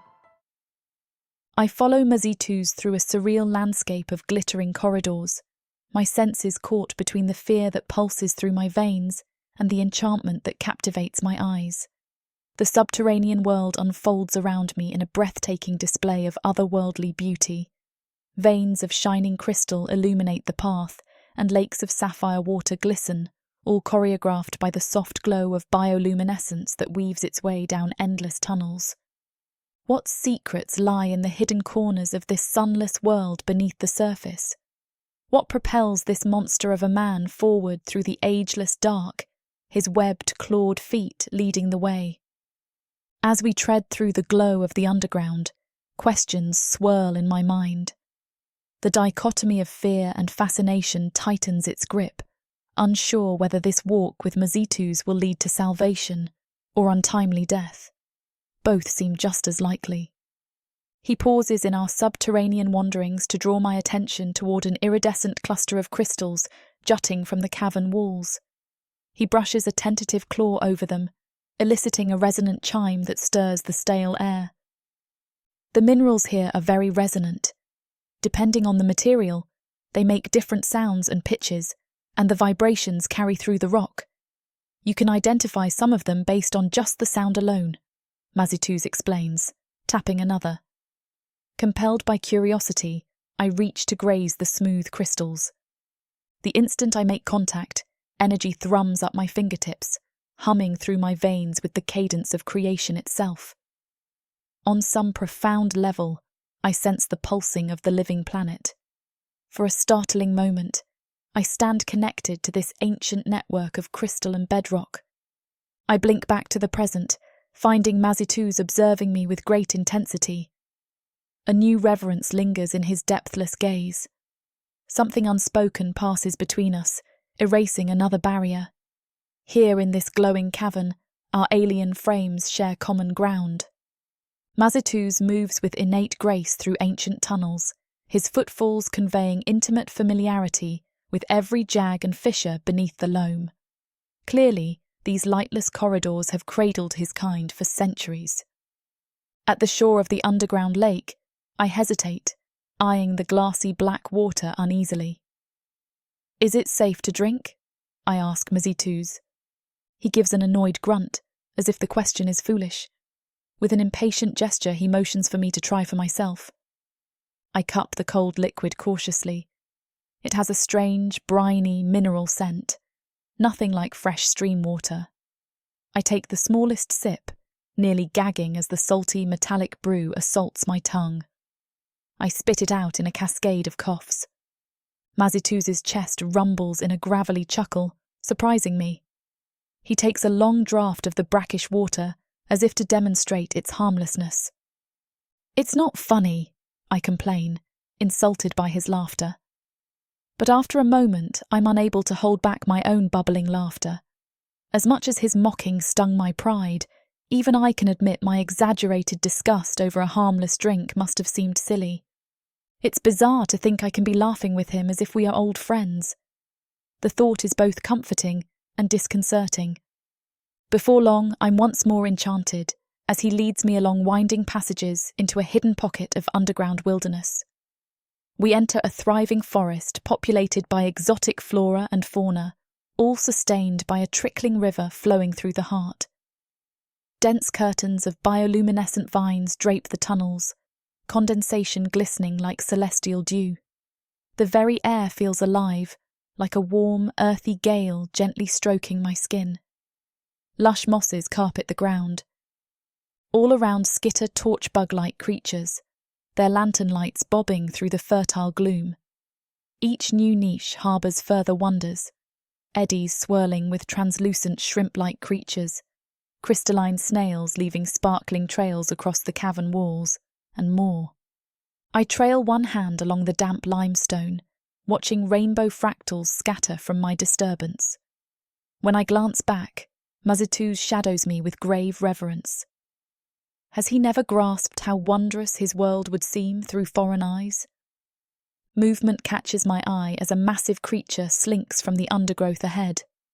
I freeze, pulse skittering as the Mistalax approaches on muted paws, gaze unreadable. Mazituz gestures subtly for me to remain calm. The creature's expressive ears flatten warily, and its twin tails twitch as it notices our presence. Only once it laps languidly from the shimmering waters does Mazituz lower his gesture of caution. Yet still I scarcely dare breathe, awestruck by its grace. At last, with a rippling undulation of its glowing hide, the Mistalax bounds away into the bioluminescent depths. I release a trembling exhale, stunned. We meander through primal thickets, Mazituz pausing often to point out crucial resources or lurking threats.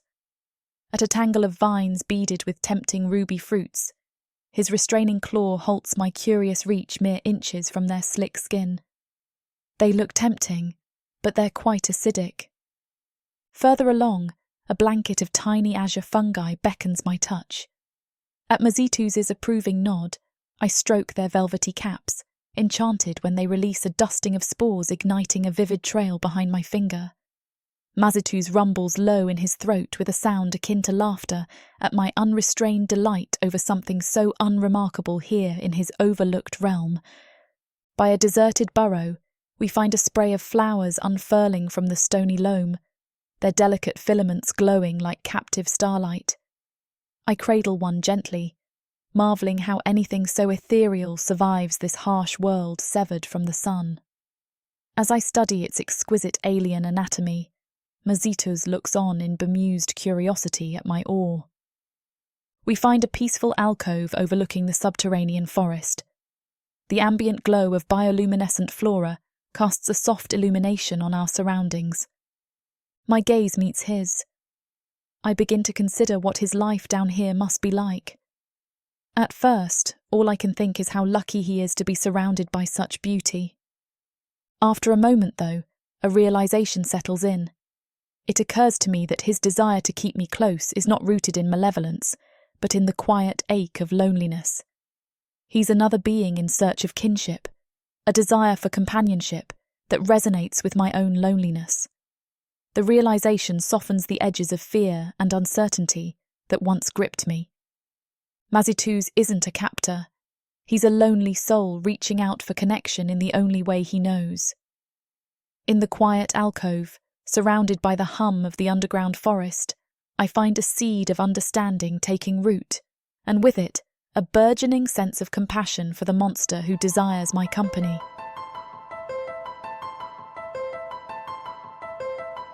Chapter 12. Mazituz. It's early morning and Camille hasn't woken up yet. I lie next to her, unable to move. It's like I'm paralyzed, forced to watch her chest rise up and down and listen to her breathing. The color is slowly returning to her cheeks, and I feel a deep satisfaction within me that the healing moss is working. I want to take care of her and nurture her. Something about it just feels so right. It's only been about 3 days since I took her back here with me, but she's already becoming more comfortable, or so I like to think. She certainly doesn't seem as scared as she was that first day.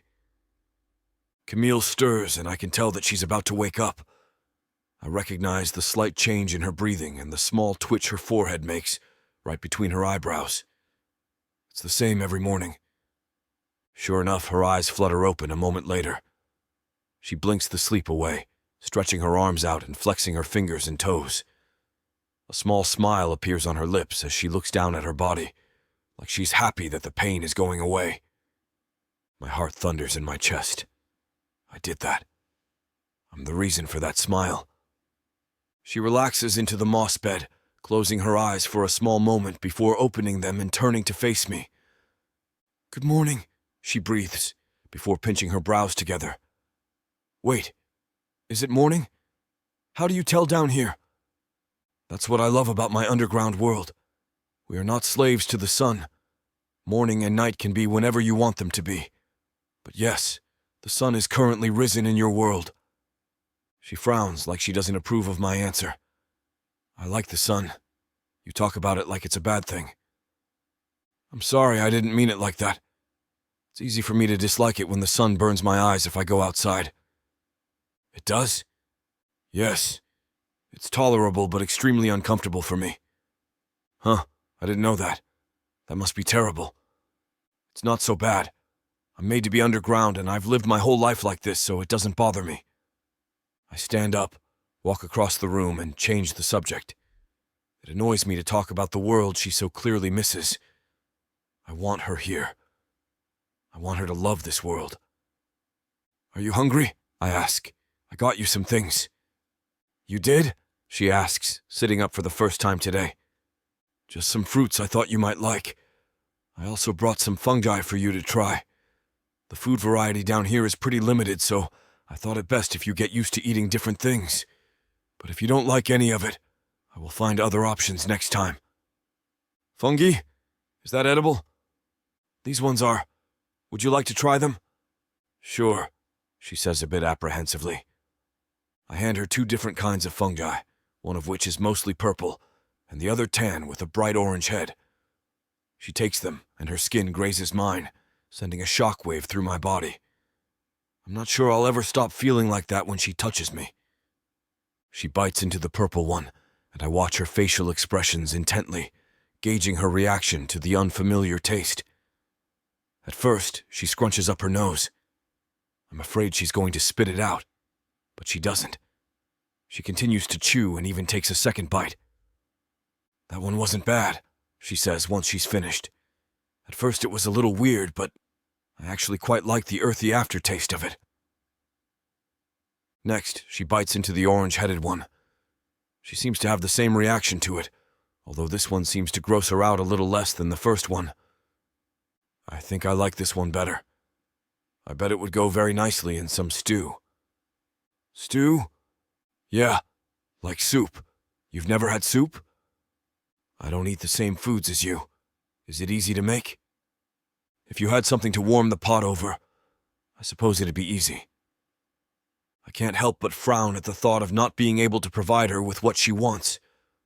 Shaking this thought away, I hand her the rest of the food I scavenged for her. 2 more fruits for you to try, and some more of the fungi if you want it." "Thank you." She gives me a soft smile before biting into the supple skin of the bright red fruit I gave her. "Oh, this is delicious." I nod, satisfied. "I also found you some clothing," I tell her as she eats, standing up and rummaging around for them. Grabbing them, I set the clothes on the moss next to her for her to peruse once she's ready. "Where did you get them?" she asks after swallowing another bite. "From the miners." She stops dead, a horrified look taking over her face. "Did you kill them?" "No, of course not. Sometimes they camp out down here for a night or 2, so they bring down extra clothes with them." Her face turns to a look of relief, but she doesn't say anything else. Once she's done eating, she begins looking at the clothes, holding the shirt up to her frame and looking down at it. Suddenly, she looks up at me, shyness evident as she bites her lower lip. Should I change now?" "Yes, if you would like." "I would, but..." She trails off, looking around the room. takes me a moment to realize what she is too scared to ask. But once I do, I turn away from her, giving her the privacy she wants. "Thanks," she mumbles. As she changes, I listen to the shuffling sounds and try not to focus on her naked frame behind me. She needs more time before anything can happen between us, I know that. "All done," she says a moment later. The clothes suit her well, though they're a size too big. Perhaps she can grow into them, or I can search for smaller ones next time. "I love them," she says, doing a twirl and smoothing her hands over her new clothes. "Thank you for this and the food." I can't stop the satisfied rumbles that come out of me upon seeing her happy, and knowing that I caused that happiness. She stops suddenly, looking at me quizzically. "What about you? Don't you eat breakfast?" "I can wait a while longer, but yes, I usually indulge a bit after I wake up." "What do you eat?" A smirk spreads across my face at her naivety. "Would you like to come see?" Her face lights up and she nods. I can feel an unfamiliar but not unpleasurable warmth filling me at her expression. It might be the most beautiful thing I've ever seen, even better than my most prized treasures. A few minutes later, I lead her through the tunnels in search of some mineral ores. As we walk, I point at different things and quiz her on their names. She does her best to repeat them, but her pronunciations definitely need some work. The air is filled with the sounds of her giggling as she gets the names wrong, followed by the deeper noise of my more guttural laughter echoing off of the cave walls. It's such a genuine moment that fills me with deep pleasure. Eventually, we come across some ores, and I show her how I scrape them out with my claws. She watches with genuine wonder and fascination. "What's this one called?" she asks, pointing to a black ore that I have a particular taste for. "Jamsaloid," I tell her, hiding my smirk at the way she repeats the name, trying to mimic my accent. I eat some of the jamsaloid, enough to last me most of the day, before walking her toward a dead end in the cavern. "I want to show you something," I say, gesturing towards a dirt wall. Camille watches curiously while I show her how I use my claws to sculpt the dirt. Her appreciation for my art is visible in the way her eyes light up. "Fascinating," she murmurs. "You like doing this?" "It's one of my favorite ways to pass the time. Why don't you try?" I step away from the wall to give her space. She approaches the wall and begins tracing the dirt with her fingers, creating a beautiful scene. "What is it?" I ask her. "The sun," she breathes, continuing to work. "Tell me about it. Tell me why you love it so much." "Oh, it's beautiful. When the light catches in someone's eyes just the right way, making their pupils smaller and causing the color of their eyes to pop. That's my favorite. It could make your blue eyes sparkle like the sun shining on the ocean. It could make mine appear like ice over a lake." I listen as she talks, describing her perfect day, describing a world that I've never known. I expect to feel jealous or angry that she loves it that much. But the joy on her face is so real that it's hard to find any desire to deny her that simple pleasure. Instead, I absorb her words and my eyes become distant as I try to imagine this perfect world she describes. A world so foreign that its concept is alien to me, causing me to frown at my own inability to picture it the way she paints it to be. After a while, her longing for the surface world is evident in the shift of her wistful tone, and I let her trail off as we walk back to my lair. I try not to let it bother me, convincing myself that the life I can give her is far better than that which she yearns for. Back in my cave, we spend the rest of the day learning about each other. I teach her as much as I can about my life, and in turn, she tells me about the different things we could make with the food I find down here. Despite my sadness that she has yet to appreciate her new life, I enjoy our banter, noting how easy it is for the two of us to talk to each other. I thought it would be harder to adjust to her company after my prolonged solitude, but she feels like an extension of myself, and the rhythm between us is natural and effortless. Besides, she will learn to love it here. She has to. Chapter 13. Mazituz. You need your rest. Camille rests reluctantly on her bed of moss, her blonde hair illuminated by the star-like shimmer of pearls and relics resting overhead. I feel almost small in her glow. "That's ridiculous," she says. "You've already taken me through the cavern several times. Why would it be any more strenuous now?" Her enthusiasm is encouraging but confusing. As much joy as I feel at showing her my world and bringing her closer to me, her determination is almost exhausting. She now refuses to rest in spite of the immense trauma she's had to overcome. "Like I told you, Camille, you've had a hard life," I say. "I wasn't making a random comment. The life you've led has broken your body down, and we need to get you healthy." I lay a glowing red herb at her feet. Her tour of my realm was not just intended to bring her closer to me. There are plants in these caverns that can restore her to full health. They can fix her stray coughs, her constant exhaustion, and even erase some of the mental trauma she's endured. This particular plant is meant to induce slumber. Part of her healing will have to come from herself. "I don't care what you have to say," she says. "I'm coming with you." My tentacles spiral erratically, providing an external symbol of my conflicted mind. I do enjoy her company, and I'm going to hate leaving her behind. But she's so stubborn, I find it impossible to be direct with her at times.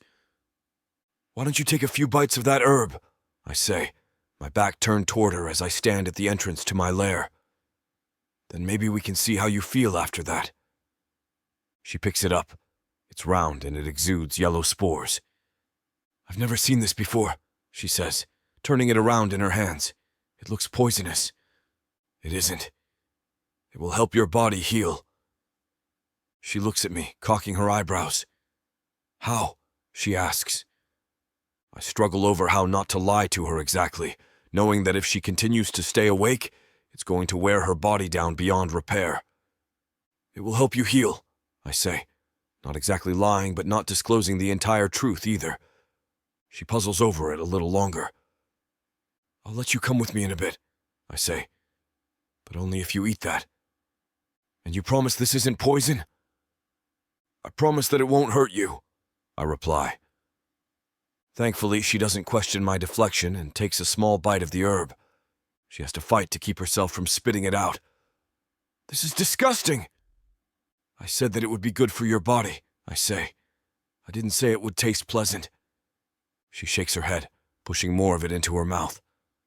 As I stand between my lair and the deep caverns, I can see her body drooping, falling into a deep slumber. It should give me plenty of time to help her. When she's fully asleep, I move through the maze-like caverns, knowing that I'll have plenty of time. In the deep forests, I find a crystal, capable of helping humans forget. I've heard that some exploit this property, performing elaborate tricks on people to get what they want. I just want to undo the damage caused by her imprisonment. If I can make recovering from the grief easier and allow her to trust again, I'll consider it a victory. Some of the most sturdy crystalline trees contain a sap that, when rubbed on muscles, allows for deeper healing, drawing nutrients from the body toward those areas people deem necessary. I can see that the damage brought on by confinement runs deeper than mere surface-level abrasions. Even the muscle function needs to be repaired in order for her to truly heal. And finally, many of the herbs down here allow for improved organ function and health, which might go far toward healing her lungs and erasing her cough. She claims she doesn't notice it, but I've seen how the smoky halls of the elven cities can impact the lungs, causing random coughing fits and even early death. They burn torches in close quarters, never re-evaluating how their technology might harm in such confined areas. The fuels they burn are not good for the body, and humans like Camille have suffered the most for it, never allowed to move around or roam freely. They're always trapped behind metal bars, forced to inhale the open fumes of torches and strange, nightmarish devices. I bound back toward my lair, carrying the multiple remedies with ease. As expected, her slumber is long and necessary. I'm hours early, setting the ingredients at the entryway of my lair. I try to distract myself so that I'm not watching her sleep, but her beauty is so much more enticing than the blank halls and spiraling cavern walls. She wakes up with a satisfied yawn, and I turn back toward her. "I'm sorry I fell asleep," she says through another stretch and a yawn. She won't admit it, and she probably doesn't notice it, but she already looks so much better than the day before. Her wounds are healing well. That's fine, I say. I had a pleasant walk through the caves. She shakes her head. Doing more exploring without me, are you? Somehow I feel inclined to distrust her. She's so much more agreeable and cooperative than I remember. Is she up to something? I try to stifle the fear, recognizing it as an ailment brought on by my own loneliness. Perhaps there are remedies deep underground that might help even me, once Camille has fully recovered. She looks back toward the door. What's all that? She asks. Oh, I tell her, kicking the red crystal off to the side. That will have to come later. These are some herbs that might aid your recovery. She sighs. Not as foul as what you gave me earlier, is it? I chuckle in response. As it turns out, some of the items I collected actually are quite delicious, or so Camille claims. Over time, I feed some of the sap and nectar that I gathered to Camille, watching her steady but gradual recovery. She keeps insisting on coming along with me into the mines, and eventually, I allow her to rejoin me, her energy returning in longer bursts as her injuries fade away. I start to wonder if her frailty was a mere ruse or if she was ever really injured at all. Before, I had to slow down for her, matching my pace with her weakened step. Now I find her darting ahead, seemingly staring on her own at the plants and creatures that roam through the mine. Careful, I remind her. You might find beauty in the worlds of these caverns, but they're also incredibly dangerous. Her curiosity and enthusiasm upon recovering some of her strength are inspiring to me. It's like I'm seeing my own world again, through new eyes. Her eyes aren't just drawn to the glowing crystalline plants deep within the cavern, but to plants and creatures I'd never even given thought to. She likes the strange hole-like formations on some of the crimson flowers deep below the earth. She also remarks on how the branches on subterranean trees point downward rather than upward. You're fascinated by the oddest things, I say, as she picks up what appears to be a fossilized insect, holding it up under scrutiny. I often catch her glimpsing around her, as though in spite of how incredibly enamored she is with the plants and creatures of my realm, she's missing something more pressing. This might be like a home for you, but the very laws of nature work differently down here. I decide to entertain her line of thinking. And how is this world different? She looks back up at the trees. Well, I don't know where your crystal trees are getting their energy, but our trees point toward the sun so that they can draw energy from it. I shake my head in disbelief. You might think this place is strange, but I believe your world is the strange one, Camille. She laughs. I actually often wonder how anything grows down here, she says. Everything in my world gets its energy from the sun. The plants grow in its light, which feeds small animals, which feeds larger animals. I stare at her expectantly, a small fly fluttering around her head. How does this world sustain itself? Is it magic? Where does the energy come from? I do not know, Camille. I am sorry. After a short time of investigation, we return to exploring. In spite of being a prisoner her entire life, there is no caging Camille. I find it difficult to understand how anybody could subdue such a free and wild spirit. She seems to find herself hitting dead end after dead end, searching through the tunnels I know so well to their full capacity. I try to give her the freedom she needs while offering a safe, reassuring presence. Monsters far crueler than I am would prey upon a creature like Camille. I shudder at the thought. Over the days and weeks, I find myself growing closer to Camille and learning to trust her. In the back of my mind, I wonder if she would ever grow used to a creature like me, or if perhaps we're entirely incompatible after all. But I try to silence those thoughts. I'm grateful to have claimed a human so curious and talkative. No longer do I find myself listening out for signs of the elven cities above, or for the monsters and waves of the seas beyond my realm. Those worlds no longer hold such enticing mysteries, and I find myself growing bored with their prospects. I found strength and inspiration in Camille's company. The tasks I once considered monotonous, like gathering food for my survival, become pleasant and so much more layered around her.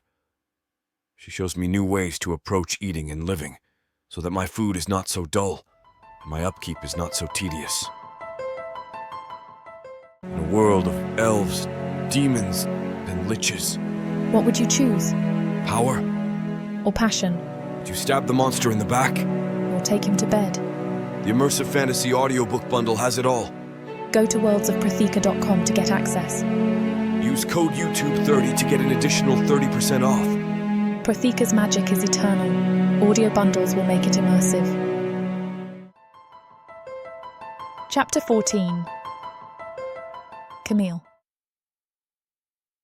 Where are we going? I ask. You'll see.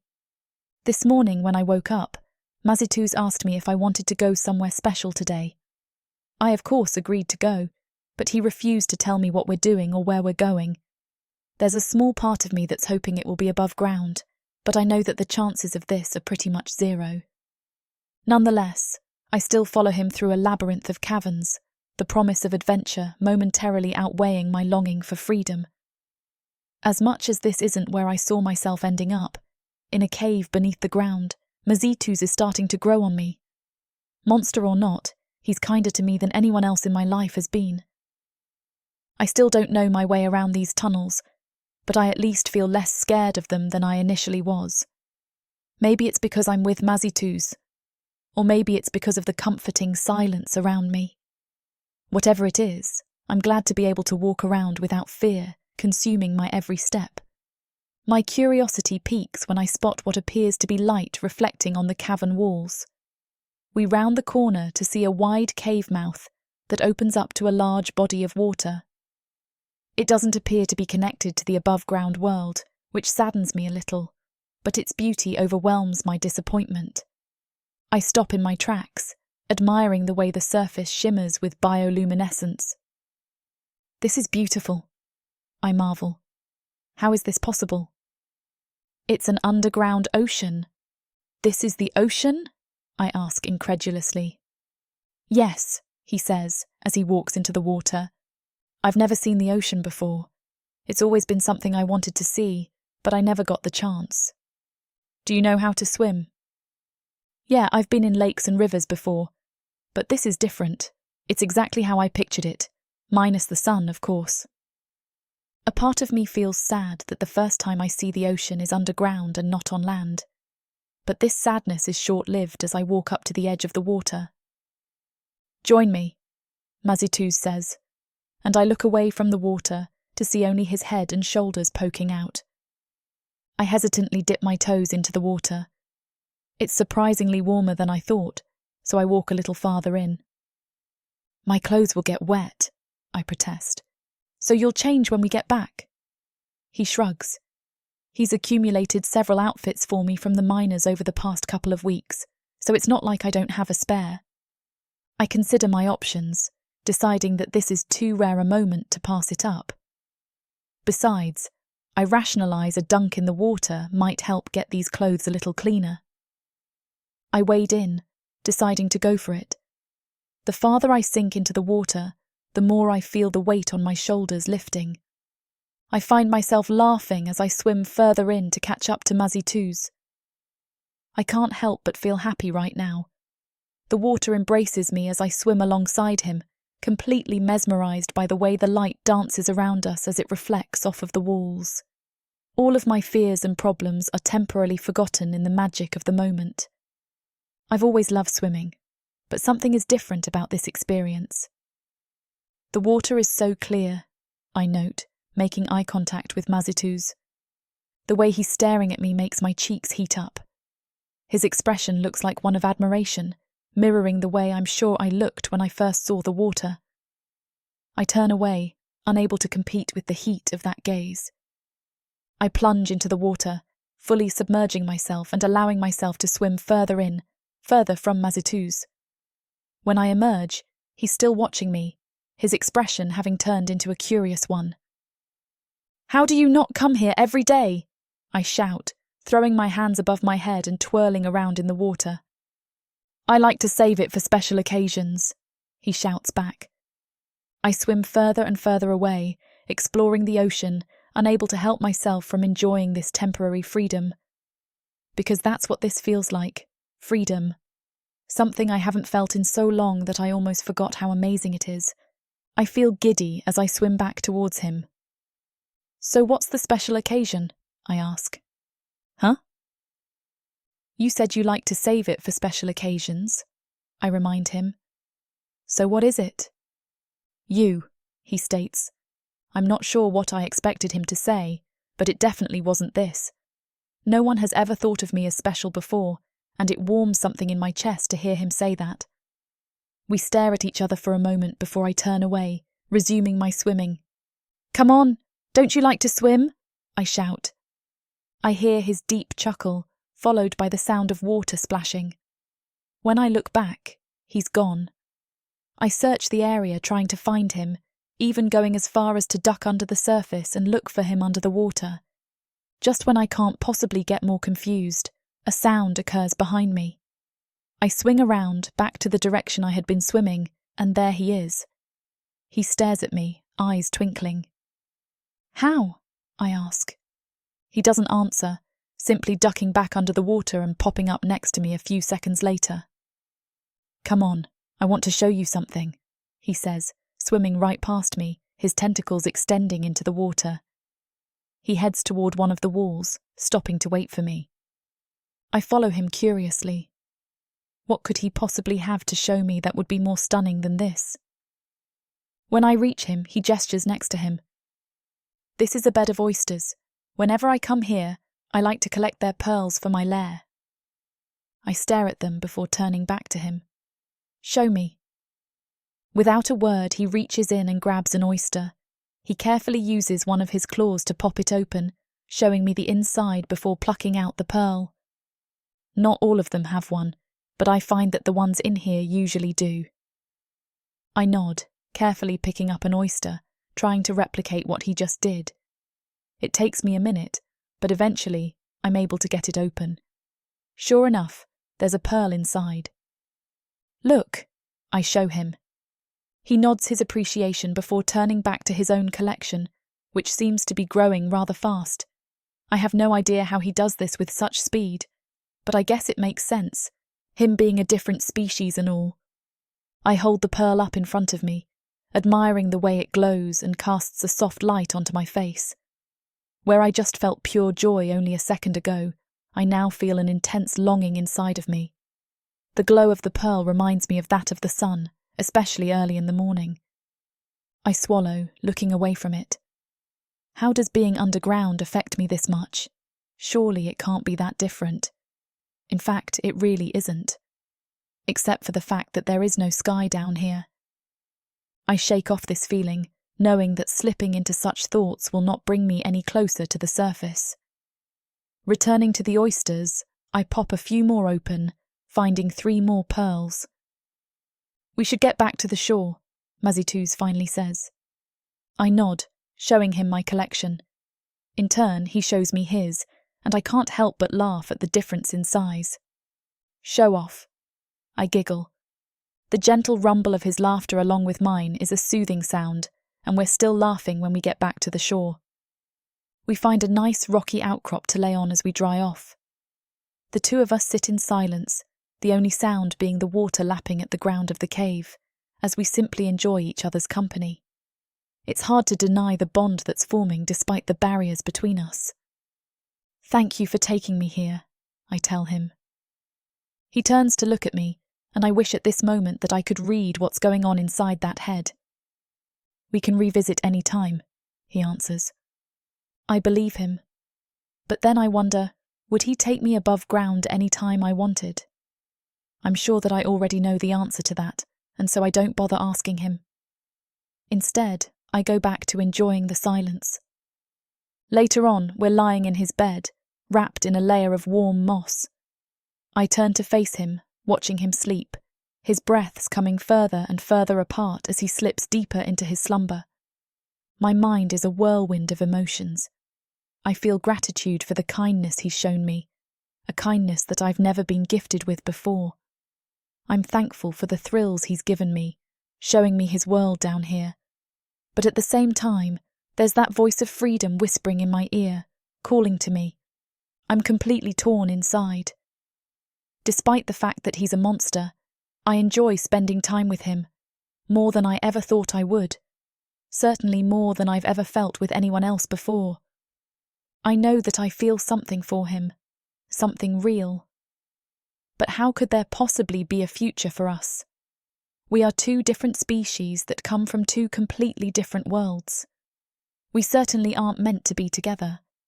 I belong in a world of light, where the oceans have beaches, where the sun reflects on the water instead of the water reflecting on walls. I deserve to feel the warmth of that very same sun on my skin. And Mazituz belongs down here. He was made to live like this, and I couldn't ask him to give up his nature any more than he could ask me to give up mine. Nothing good can come from us sticking together, but I have no idea what to do. I could leave here only to be forced into another terrible situation, feeling the regret of walking away from Mazituz for the rest of my existence. Despite that possibility, I realize that I have to take the risk. I cannot stay here any longer. I must leave before it's too late, before I fall deeper and deeper for his kindness. Tomorrow. Chapter 15. Camille. Today is the day that I will finally be free again, the day I've been dreaming of for far too long. Nothing can change my mind at this point. I know that this is the right thing to do. I feel bad looking Mazituz in the face, knowing what I plan to do as soon as the right moment presents itself. But I have no choice. I'm living this life for me, and no one else. I must make the choice that is best for me, despite who it might hurt. Any plans for the day? I ask him. He thinks for a moment, surveying his lair. I have to go and get you more food. I gave you the last of it for breakfast earlier. Would you like to come with me? I'll be scavenging for my own nutrients as well. Trying to control the wild beating of my heart, I pretend to think about this. I never came up with a definitive plan, but this could be the perfect opportunity if I play this right. Actually, is it okay if I stay here? I'm feeling quite tired today.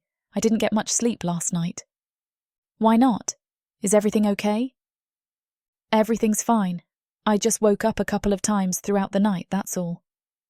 He nods, deeming this a sufficient answer. I hold my breath, waiting for him to ask me to come anyway. You can stay here. I shouldn't be too long. Thank the gods. I breathe a slow sigh of relief, trying not to be too obvious. If he suspects anything, I can say goodbye to my freedom. I really like those fruits you've been getting, I tell him. I'll get more. They're not hard to steal. Hopefully I can find some more variety for you though. I know you're used to a much different diet than what you've been having. It's okay. I don't mind. I lie. It becomes hard to swallow as I picture him showing up with the fruits I asked for, only to find me gone. The thought is almost enough to make me reconsider doing this to him. Almost. Still, I will look. I appreciate it. I smile at him. He really is so considerate of me, always making sure I'm okay, making sure that I've had enough to eat. How could I give this up? Because you don't belong here. I know that it's true, and yet it still hurts. Are you okay? He asks, concern filling his eyes. Yeah, like I said, I'm just tired. You should rest while I'm gone. No one ever comes down here, so you'll be safe if you decide to sleep. I think I will. I nod. An hour later, Mazituz sets off. As soon as he's gone, I begin counting the seconds until I think it's safe for me to leave. The last thing I want is to run into him as I'm running away from him. I can only imagine the anger that would follow directed right at me. Once I'm sure he's long gone, I stand up from the bed, surveying the room around me. I never thought I'd feel like this, but I'm actually going to miss this cave. The soft, comforting bed of moss. The rich, earthy scent of the underground mixed with that of Mazituz. I'll especially miss his collection of glowing stones and those beautiful pearls. Something about them is so special, and I know I'll never be able to look at something similar without thinking of him. With one last look behind me, I leave the safety of his lair, in search of a way back to my true home. Not that I actually have a home up there, but I'll deal with that when the time comes. Right now, I just need to focus on getting out. I try my best to take the correct turns, trying to remember all the paths he's shown me since he first took me. My memory guides me past the bioluminescent markers and glowing crystals, each one a beacon in the darkness, a countdown to my potential escape. It doesn't take long for the doubt to creep in, as the familiar pathways seem to twist and turn unfamiliarly. It takes me a long time to admit to myself that I'm lost, but I don't let this stop me. No matter what, I will keep going. I will find my way out. As I walk, I use my growing need to see the sun to drive me forward. I can no longer live not knowing if it's night or day, trusting Mazituz to tell me when to sleep and when to wake. I need to feel the wind against my face, the rain falling down on my skin. Nothing in this world can replace that feeling. But the longer I walk, the more lost I become, the caverns turning into a never-ending maze with no clear way out. I try to hold it together, but I realise that I'm completely clueless. The darkness seems to eat me up, suffocating me, a creeping unease settling over me. I stop for a moment, leaning against a wall as I try to calm my breathing. Panic will not help me here. I need to keep my wits and use them to my advantage. Closing my eyes, I rack my brain for something, anything, that could help me. A low growl reverberates through the air, coming from a dark corner to my left, the sound foreign and threatening. I freeze, my breathing becoming increasingly shallow, my senses on high alert. Shadows move at the edge of my vision, and I dare a look, glimpsing a monstrous figure emerging from the dark corner. No, not just one. Multiple figures, their forms hulking and misshapen, their eyes reflecting what is clearly malevolent intent. Something whispers at me from the depths of my brain, reminding me that I need to move, to run. I take off, propelling myself forward as fast as I can manage. The repeated turns of the tunnel do not work in my favour, and my feet begin to slip on the damp floor. The sound of the creature's pursuit fuels my desperate flight, but it does nothing to stop gravity. Coming across a particularly wet spot, I lose my footing, crashing into the ground. Damn! Not wasting any time, I scramble back to my feet, sobs beginning to form in my throat. "Leave me alone," I shout as I fight to regain the momentum I just lost by falling. I stumble over jagged rocks as the sound of the monster's hisses becomes much too close for my comfort. My mind is now a whirlwind of fear and regret for leaving Mazituz's side. You should have never left. It's best if I'm honest with myself, seeing as how I may not survive more than a few minutes from now, and the truth is that I knew this would happen. I knew this would go poorly for me, and I should have trusted my gut before letting my longing get the best of me. Why did I think I'd be able to pull this off? I'm a human girl with no real sense of direction down here and no way to protect myself. The right answer was staring at me in the face the whole time, and I blatantly ignored it. I can hear them getting closer and closer. I can practically feel them at my back.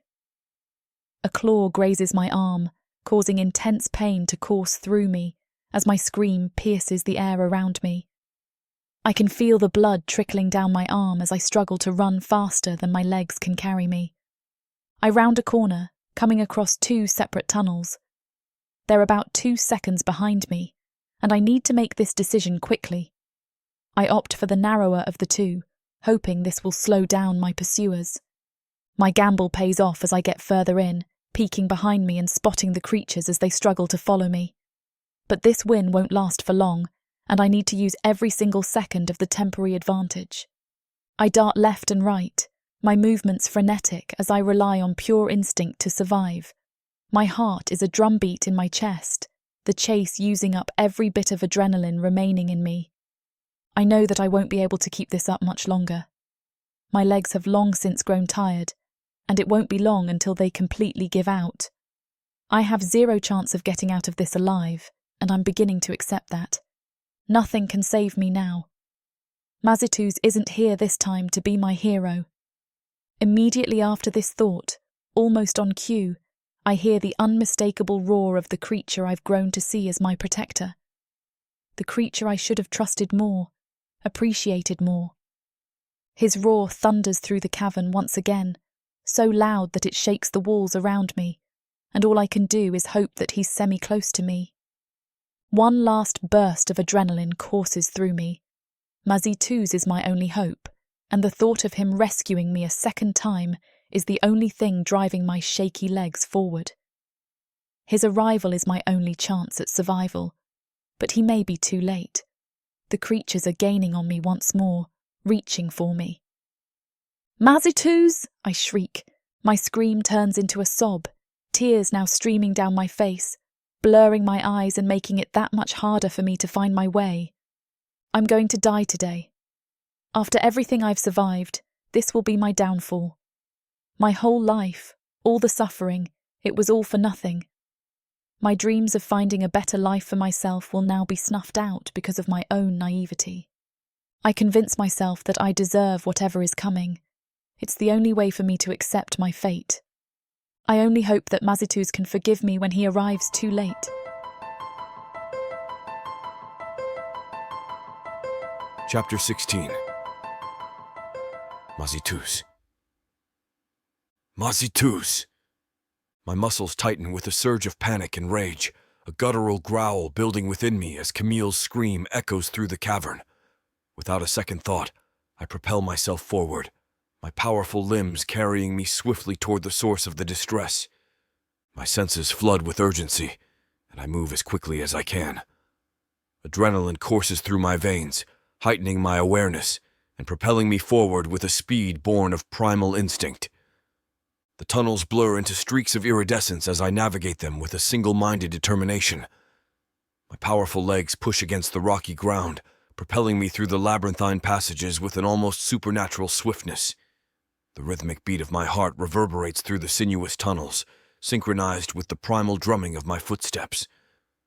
Bioluminescent lichen, usually a soothing presence, becomes a mere flicker at the periphery of my vision as I barrel through the underground corridors. Each twist and turn, normally navigated with a calm and measured pace, is now conquered in a frenzied rush. I barrel through obstacles, heedless of the sharp rocks that would deter a creature less accustomed to these depths. My focus is singular. I must reach Camille and protect her at all costs. The resonance of her distress fuels my every stride, a symphony of fear and determination echoing through the cavernous expanse. As I burst onto the scene, the rage within me erupts into a thunderous roar, a primal sound designed to intimidate and assert dominance over the encroaching monsters. My towering presence, fierce and commanding, fills the cavern, a manifestation of the protective instincts that have become entwined with my very essence. I position myself strategically, claws unsheathed and ready for battle. Though I know other Narovu make their way through these tunnels, the network of underground caves is so large that it's rare I meet any. It's even more unexpected that I would have to fight them, trying to claim my woman. It seems they're just as interested in her as I am, but that's too bad for them. She's mine. Looming in the shadows, the two Narovu are met with a show of unyielding strength. A tense standoff ensues, screeches and growls exchanged as I assert dominance. Screeches and growls reverberate through the cavern in our hostile exchange. The negotiation begins with guttural sounds, a primal exchange that echoes through the cavern like a discordant symphony. I assert dominance with menacing postures, a language of aggression that speaks to the very core of these rival creatures. Yet, intertwined with the threat is a delicate dance, a series of gestures that convey both power and a willingness to avoid unnecessary conflict. I roll my shoulders to look unthreatening, wanting to be clear that I don't intend to hurt them if they give me what is mine. My claws retract slightly to show I'm not a threat. Not yet. I will be if they won't cooperate. The monsters, though reluctant, seem to sense the sincerity in my actions. The tension in the air lessens, but but it's a fragile calm, as if the cavern itself holds its breath in anticipation. Slowly, the grotesque forms retreat into the shadows, their receding presence accompanied by the echo of grumbles and growls. With firm determination, I lead Camille back to her chamber, my grip on her delicate arm unyielding. The frustration that courses through me is palpable, and my steps echo with a measured and deliberate pace. The bioluminescent glow casts distorted shadows on the cavern walls, emphasizing the severity of the moment. Once inside, I turn to face her, my gaze stern and unrelenting. My growls, guttural and low, fill the air as I begin a lecture. I'm so angry I find myself switching between the ancient language of the Narovu and the tongue I know Camille understands. Camille's attempts to speak are met with a dismissive sweep of my clawed hand.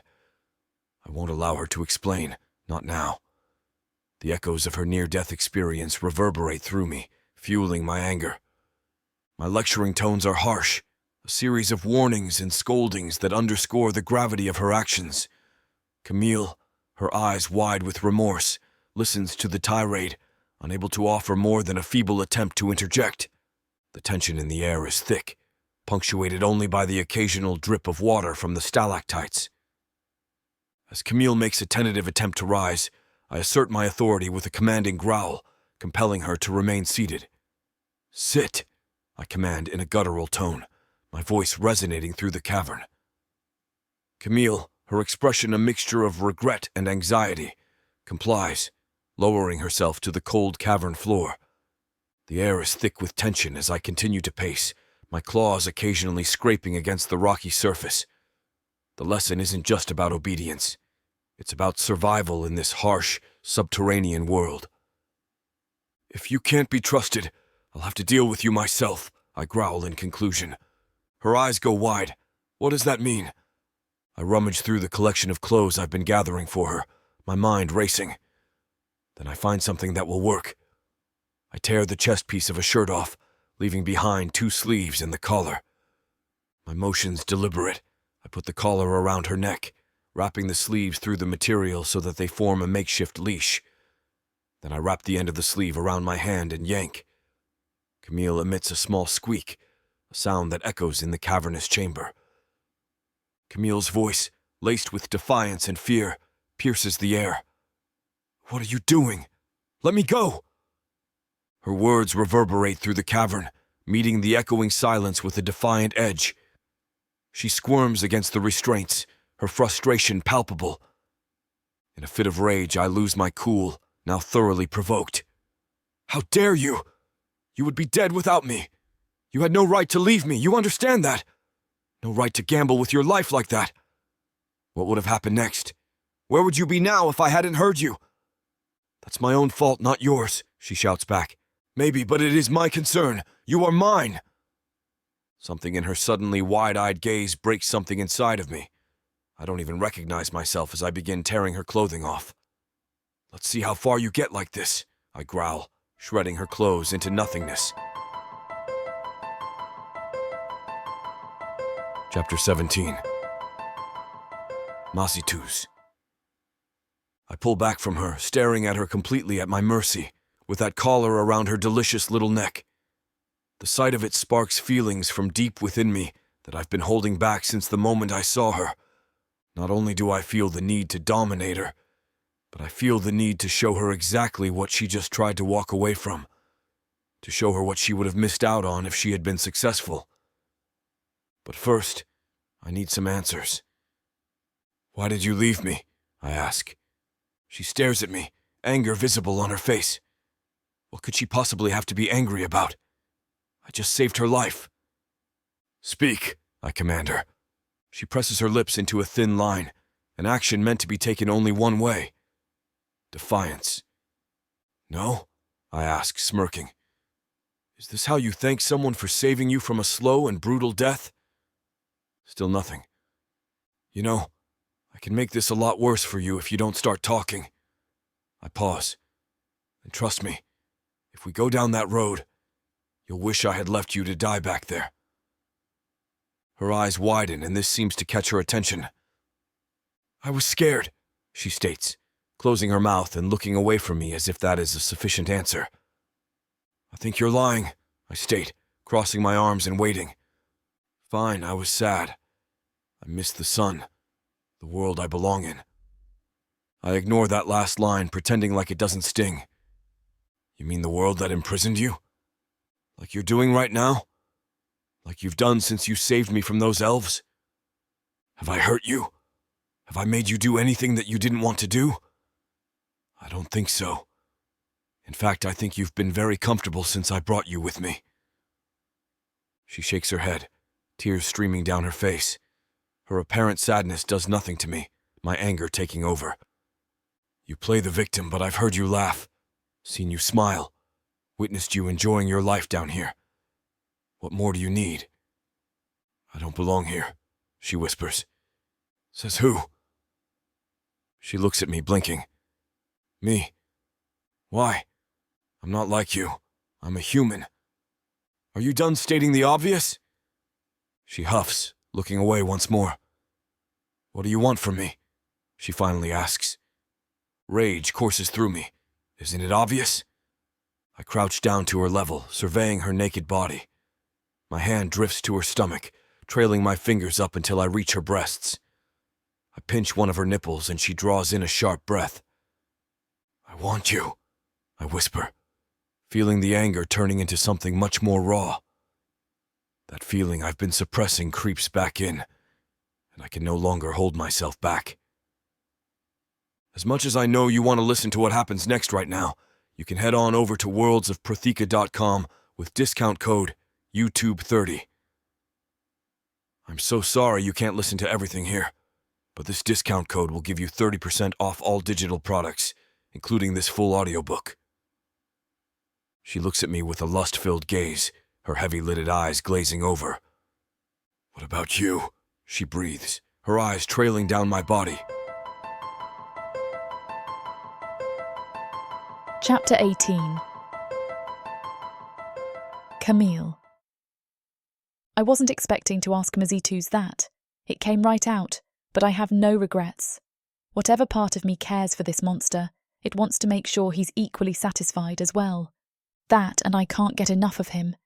He's so strong and he's been so caring. He's attended to my every need. He scared the monsters off and he killed those elves for me. He saved me, literally, twice. I owe him my life. All of these things run through my mind as I stare up at him. If you were excited for that last chapter, this one will be even better. You know what to do. Head on over to worldsofprotheka.com with discount code YouTube30 for 30% off all digital products.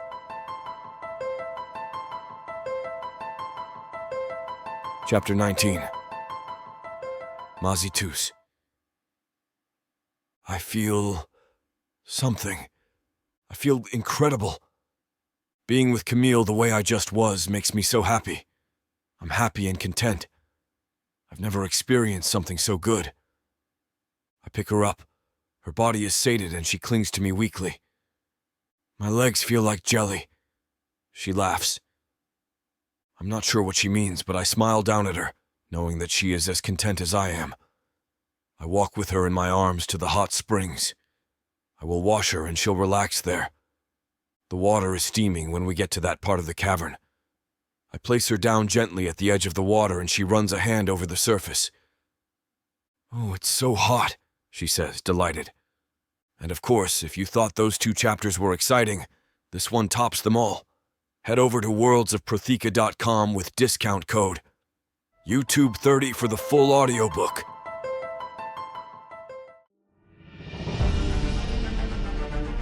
If someone had told me a month ago that I would be running for my life instead of sitting in the stuffy classroom of the bordello, preparing to be sold off to indoor, I would have laughed.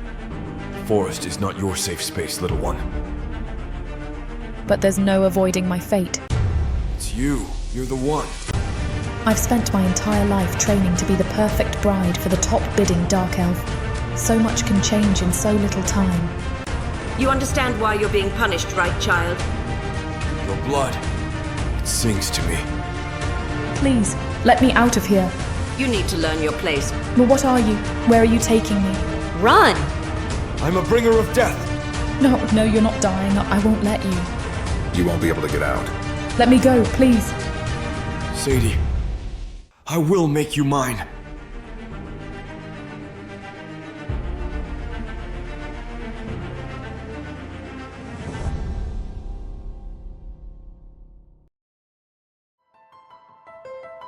Chapter 20. Camille. Maybe I don't have as many pearls as you do yet, but I've got a nice collection, I say, holding out my hand and showing off my treasures. It's been a week since I attempted to run away and Mazituz rescued me. He no longer mentions it or chastises me for my reckless behaviour, and I no longer even consider trying to escape. We've spent the last week just enjoying each other's company and exploring the cavernous network of underground passages together. I'd be scared to run into more monsters if he wasn't with me, but luckily I don't have to worry about that. What are you going to do with them? He asks as I drop the milky white stones into my pocket. I was thinking I could make my own decoration. You've got your treasures everywhere, but what if I took a spot on the wall? I'd like to maybe go look for some other ores and gems and make a small mural. A mural? He echoes, wrinkling his brow in confusion. It's like art, I explain. When you put all the stones together, they make the image of something else. A bunch of white pearls in the shape of a bird, maybe, or blue gems that look like an ocean. Something like that. Ah, he says, nodding as he leads me through the labyrinth that is the underground. You must think my collections are sloppy, lined along the walls as simply as they are. I suppose I always thought they were artistic in their own right. No, they are. I soothe him. They're beautiful. I just think I'd enjoy making something with them. Maybe a sun overhead if we can find some nice, glittery yellow stones. Even as the words slip out of my mouth, I tense, wondering if I've misspoke. He doesn't get angry at me once again mentioning the sun that I miss. Instead, he just glances back at me. If it pleases you, it would please me as well. His elongated silhouette leads the way through glittering corridors and winding passages. I steal glances at him as he leads us back to his domain. A part of me can't help but contemplate the sunlit world I've left behind, but I think I've finally made my peace with that. The bond with Mazituz has grown beyond simple companionship. Perhaps I was blind to it for so long because I couldn't picture a creature so different from myself as a true partner. But he is, in every sense of the word. He's done nothing but provide and care for me, something no one else has ever even attempted to do. I never would have guessed that being trapped underground would actually mean freedom, but the reality is that this is the closest thing to freedom I've ever known. I'm safe with Mazituz and loved, and finally, I know that it's enough. This is where I belong. Let's make a routine of visiting the spring. I call up ahead to Mazituz. Maybe twice a week? It's the best kind of self-care for both of us. He turns around, smirking. I'll take you every day if you want, but that sounded like a lot of words to say you enjoy a hot swim. I giggle. Okay, fair. As we approach Mazituz's lair after our eventful day, a sense of foreboding grips me. The familiar entrance to his abode, usually a tranquil threshold, appears disturbed. The soft glow of the bioluminescent lichen casts an eerie light on the scattered rocks and debris strewn about. My heart quickens as we step inside, and a gasp escapes my lips at the chaotic scene. Mazituz's carefully curated rock collection, each piece a memory of his solitary ventures, now lies haphazardly across the cavern floor. It's as if a tempest has swept through, leaving behind a disarray of colours and textures.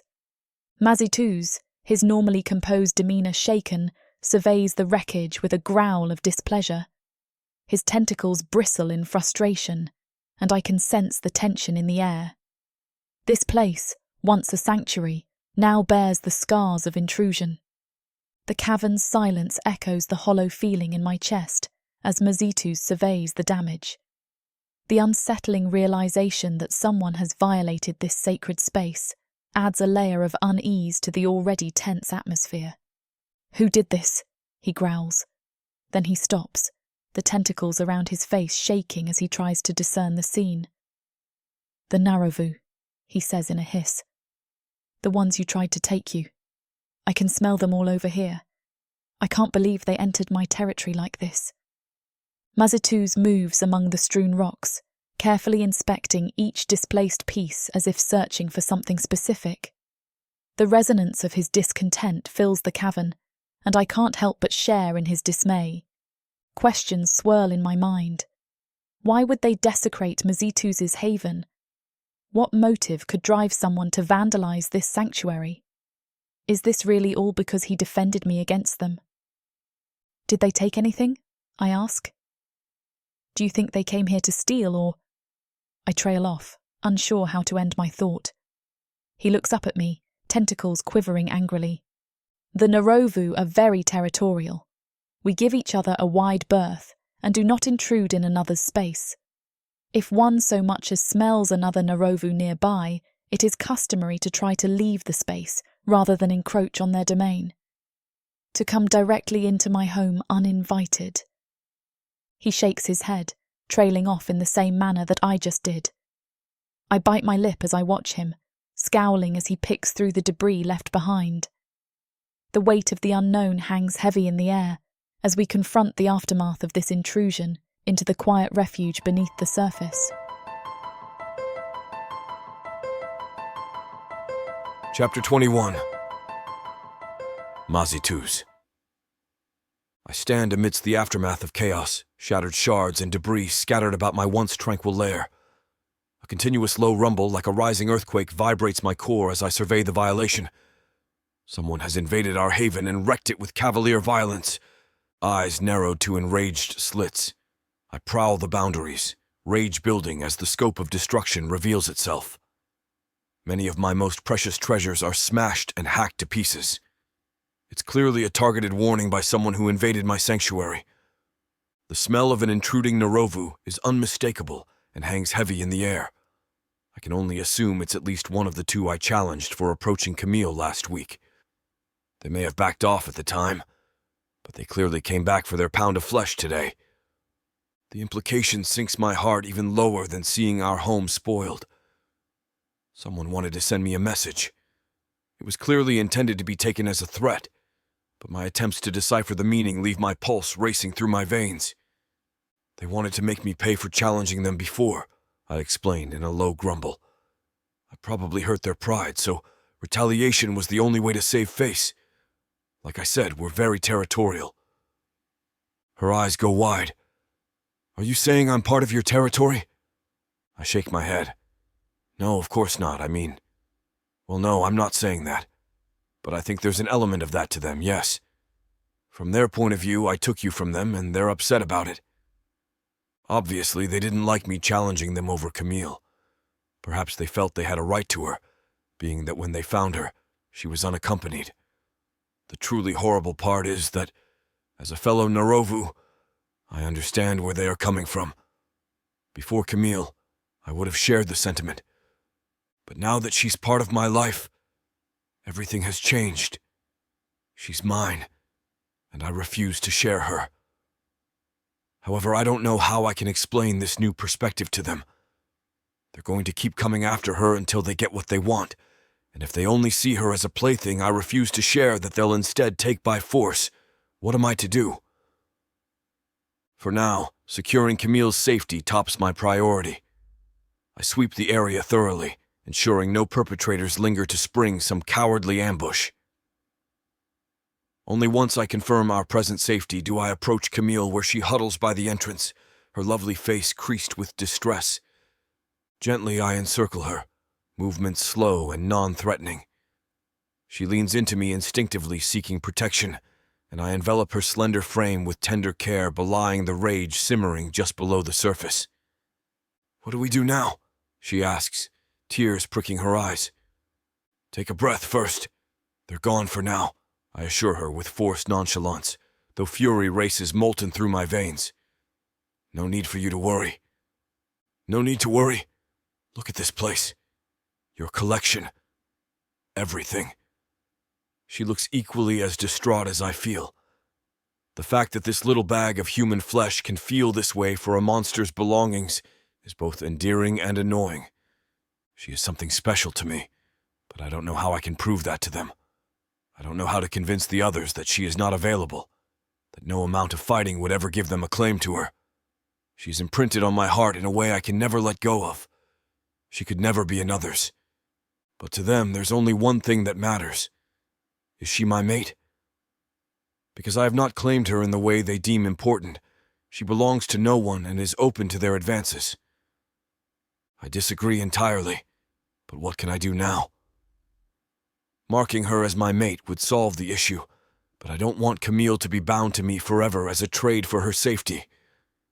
And that's when it hits me. What have I done this entire time?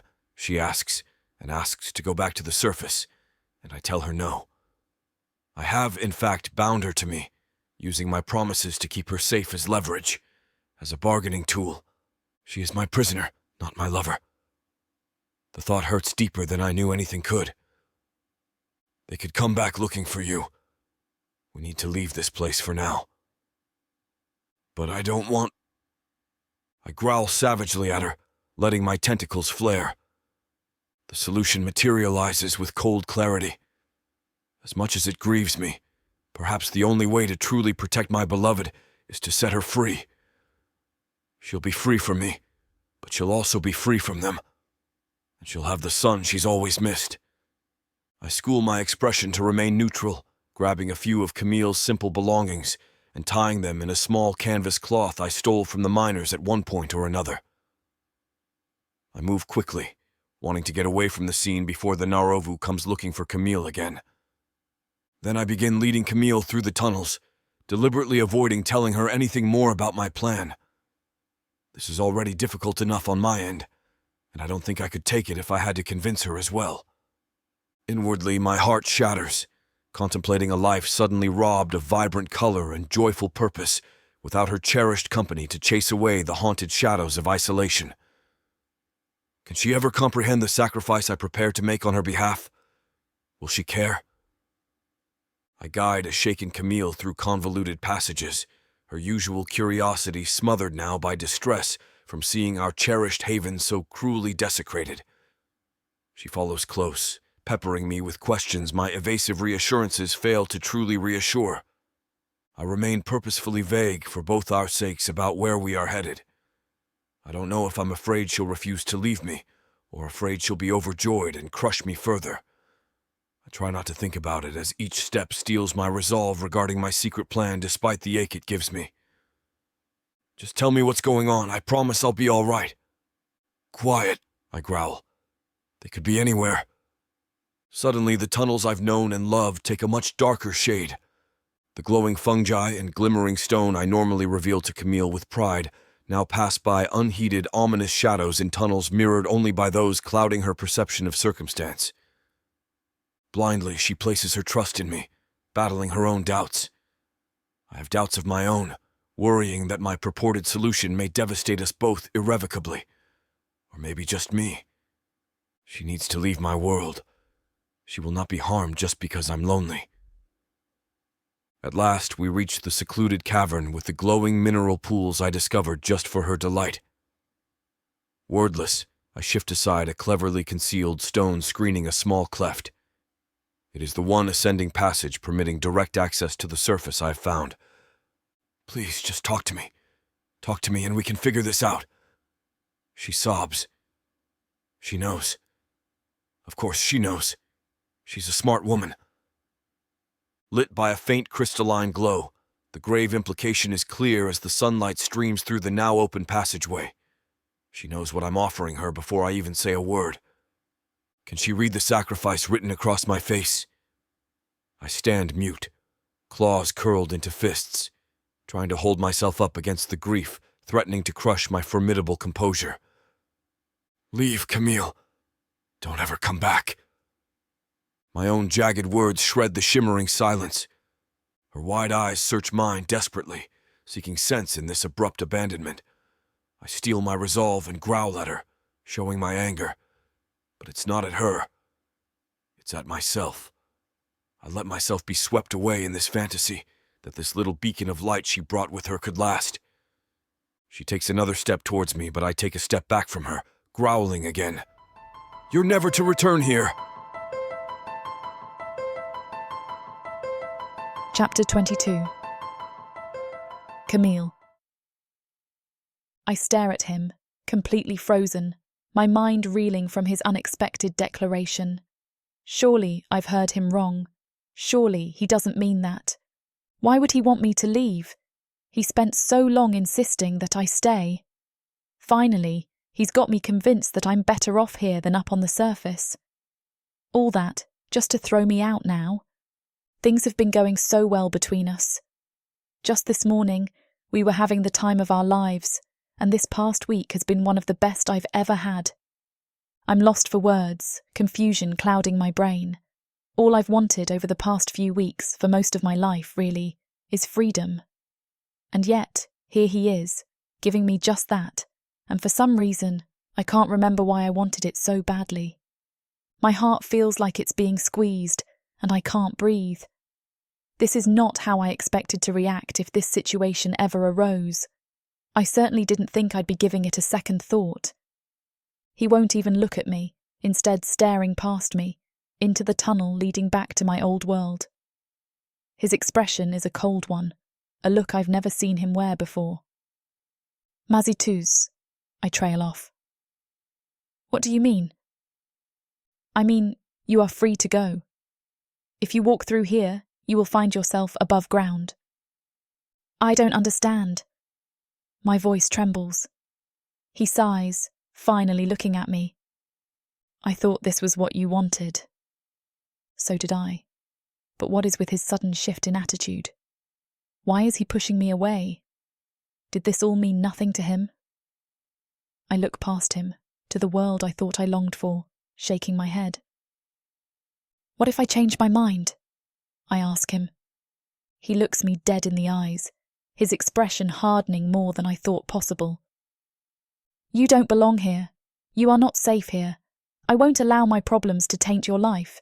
You deserve much more than this. Who are you to decide that? This is my life. Yes, and just a week ago you wanted out of this.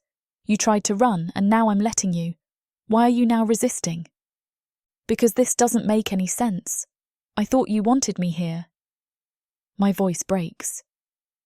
Your safety is more important than my desire to keep you. So you do want me here. Not anymore. Not since it threatened your well-being. You never cared before, I protest. When I begged you to let me go, when I fought this, you didn't care. You forced me. And I was wrong for that. I apologize for doing that to you. I should have known better. Did I do something? I ask, tears beginning to flow. No, this isn't about you. It is about me. You're not thinking clearly. I disagree. In fact, I think this is the first time I've actually thought clearly since I met you. Trust me, this is the right thing to do. I stare at him in disbelief. How can he say that? How can he blatantly reject me like this? Please, tell me what I did and I can fix it. I know there's something. No one just changes their mind this quickly. I told you, it isn't anything you did.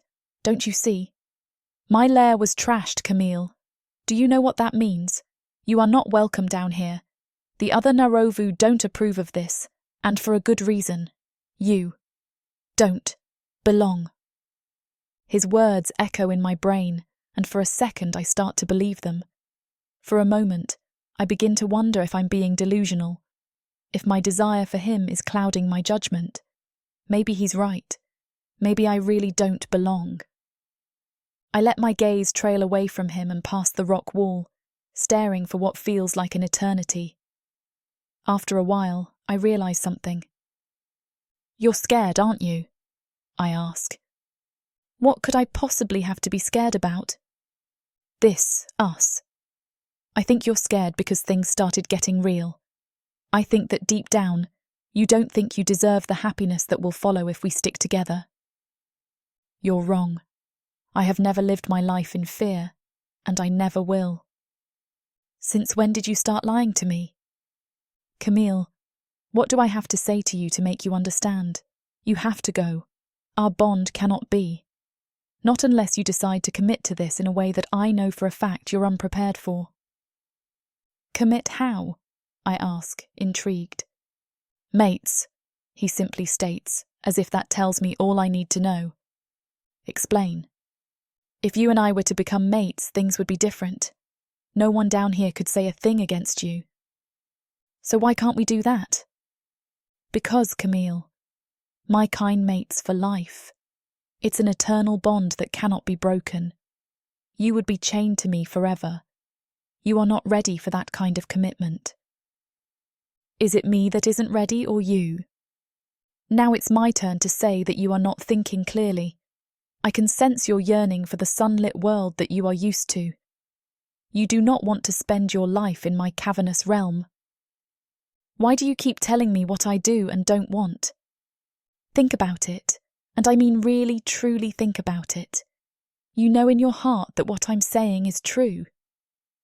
I do as he says, mulling it over. Mates. I grapple with the concept and the permanence it signifies within Mazituz's world.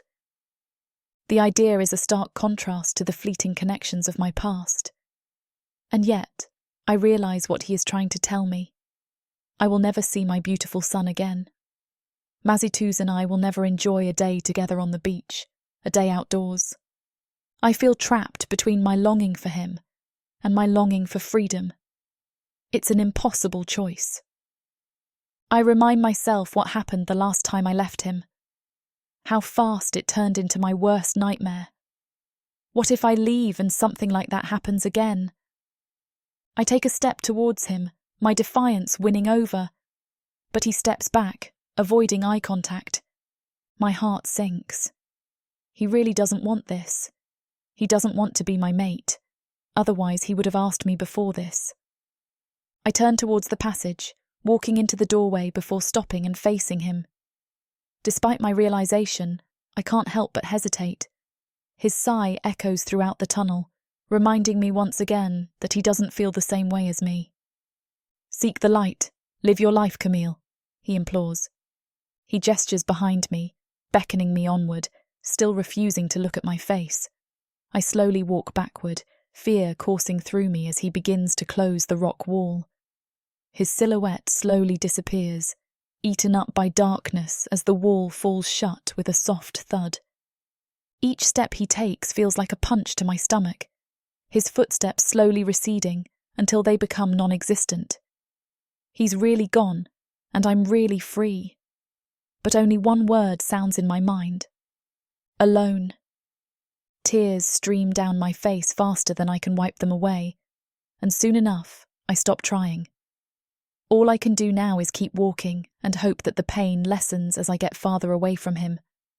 I force myself to put one foot in front of the other, trying to control my sobs. This is the right thing to do.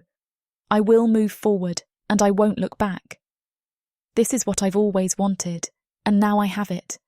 I'll find a nice village to live in, a nice shop to work at, and a small home to call mine. I will be happy. My life will be full. My heart will repair itself from this loss, and I will find a new connection with one of my kind. All will be well. I repeat this over and over in my head, until it sounds less like the truth and more like what I'm trying to convince myself the truth is. My steps slow down just as I'm about to reach what appears to be the end of the tunnel, the end of this life and the beginning of my new one. I reach my hand up to pull myself up and out to the surface, but despite the sunlight peeking through the cracks, I can't make myself do it. Instead, I find myself looking back, despite my earlier declaration that I wouldn't. Mazituz's crystal blue eyes flash in my mind.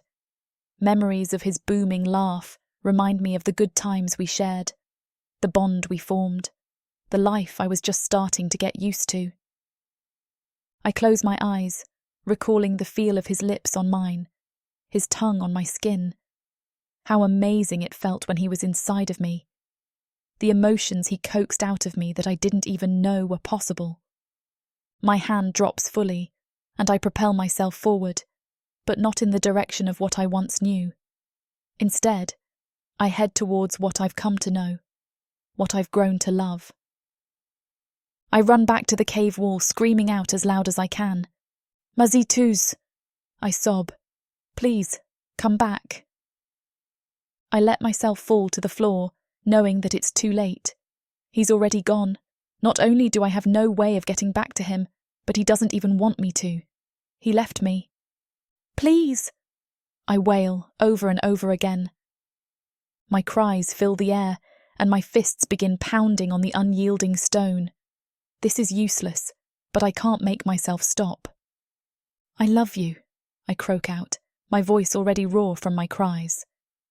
I love you so much. My whispered confessions go unanswered, as I truly am all alone in this cavern. This is all my fault. I should have realised earlier on that this life with Mazituz is what I really wanted all along, that I don't need the sun or a partner to lay on the beach with. I just need him. Chapter 23. Mazituz. I push the boulder in front of the passage that leads to the outside world once she has walked away. My heart, I swear, stops beating altogether as I do it, and the blood in my veins feels like ice. Then I stare at it for a long time, trying to make my brain come to terms with the fact that she is truly gone. Everything in me feels numb, like I can't quite convince myself any of this is true.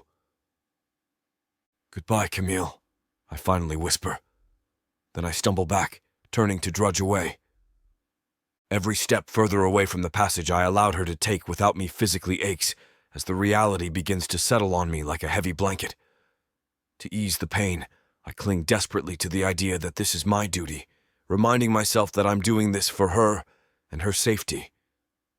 Still, each step threatens to plunge me back into the unfathomable abyss that was once my life. Yet I press on like I always have, steeling myself to keep walking. Sheer will alone propels my traitorous legs. I think I need her and it terrifies me. The one from above with the golden hair and blue eyes. A shining beacon.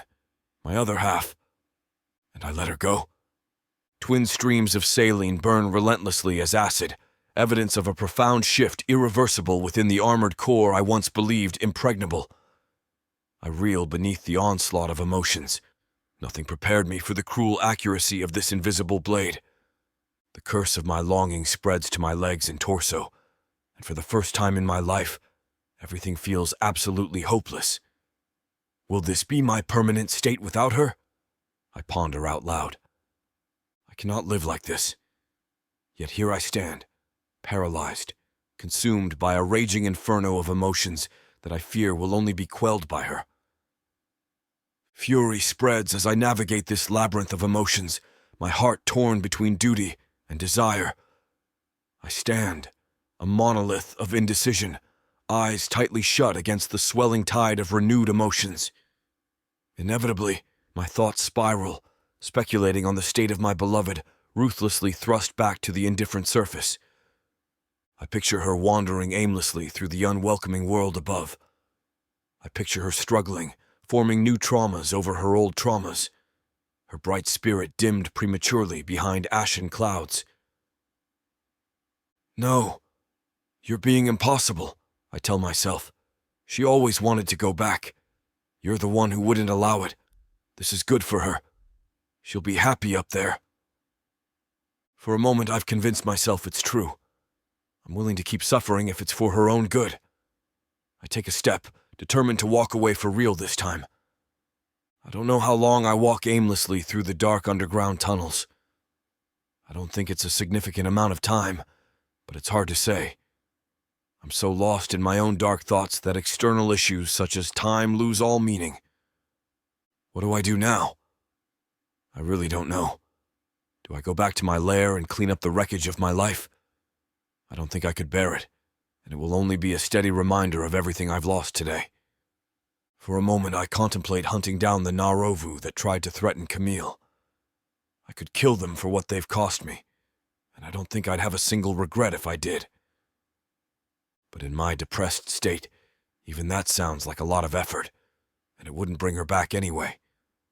She's gone, and nothing seems to make any sense or matter anymore. I could just as easily sit here until I starve to death. Does it make any difference without Camille by my side? Before I know it, I somehow turn myself back around and end up back at the boulder where I said goodbye to Camille. I wasn't even aware of what I was doing, but it seems my traitorous legs have a mind of their own. That's when I hear it. A shout, followed by a convulsive gasp from Camille. Her broken sob reaches my earshot. For a moment, I wonder if it's a delusion, if I'm so desperate to believe it that my mind has conjured the sound out of thin air. Disbelieving, I turn desperately toward that heartsick echo. "Camille!" I call, already shoving the boulder out of my way. Now I'm certain I hear her, clawing frantically on the other side of the rock wall. As soon as the rock has moved far enough, she comes bursting through the sliver of an opening. She moves so fast that I barely even process her return before she's already launching herself at me, her thin arms wrapping around me as her forehead presses against my chest. Deep, gasping sobs tear from her lungs. "Shh. It's all right, Camille," I soothe, smoothing one hand over her blonde hair as the other holds her tight against me. I'm sorry. I never should have let you go." Chapter 24. Camille. Something sweet looms in the air as the two of us embrace, his brine filling my nose and overwhelming my senses.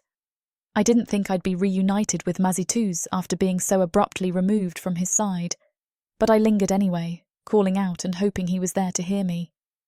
I liked to think I could feel him on the other side of the wall. We walk through the caverns, hand in claw. His tentacles spin and spiral wildly, and if I didn't know him better, the movement might actually be frightening. His wet, clammy grip is strong against my own, his every grasp and pull guiding me through the caves. "I know you think you're doing me a favour," I say, chuckling, "but I partly came back for you too, you know." He steers me forward toward the small crystal forest, leading me carefully through the rough, cratered ground, and I realise how beautiful he truly is beside the multicolour shimmer of the crystals. Even the fungi on the walls radiate with his splendour. "I highly doubt that," he says, with perhaps a bit more confidence than I'd like. I squeeze against his claw, and he looks up into my eyes. "If what you felt was anything like what I was feeling, well," I tell him, "I didn't want you to deal with that alone. And would you mind specifying your sentiments?" I lift my head, taking in the cool cavern air. "I felt lost," I say thoughtfully. "I felt like when I found you, I realised some deeper purpose I didn't know I needed. And to lose that so suddenly, when I didn't know what my life really meant before meeting you, was devastating.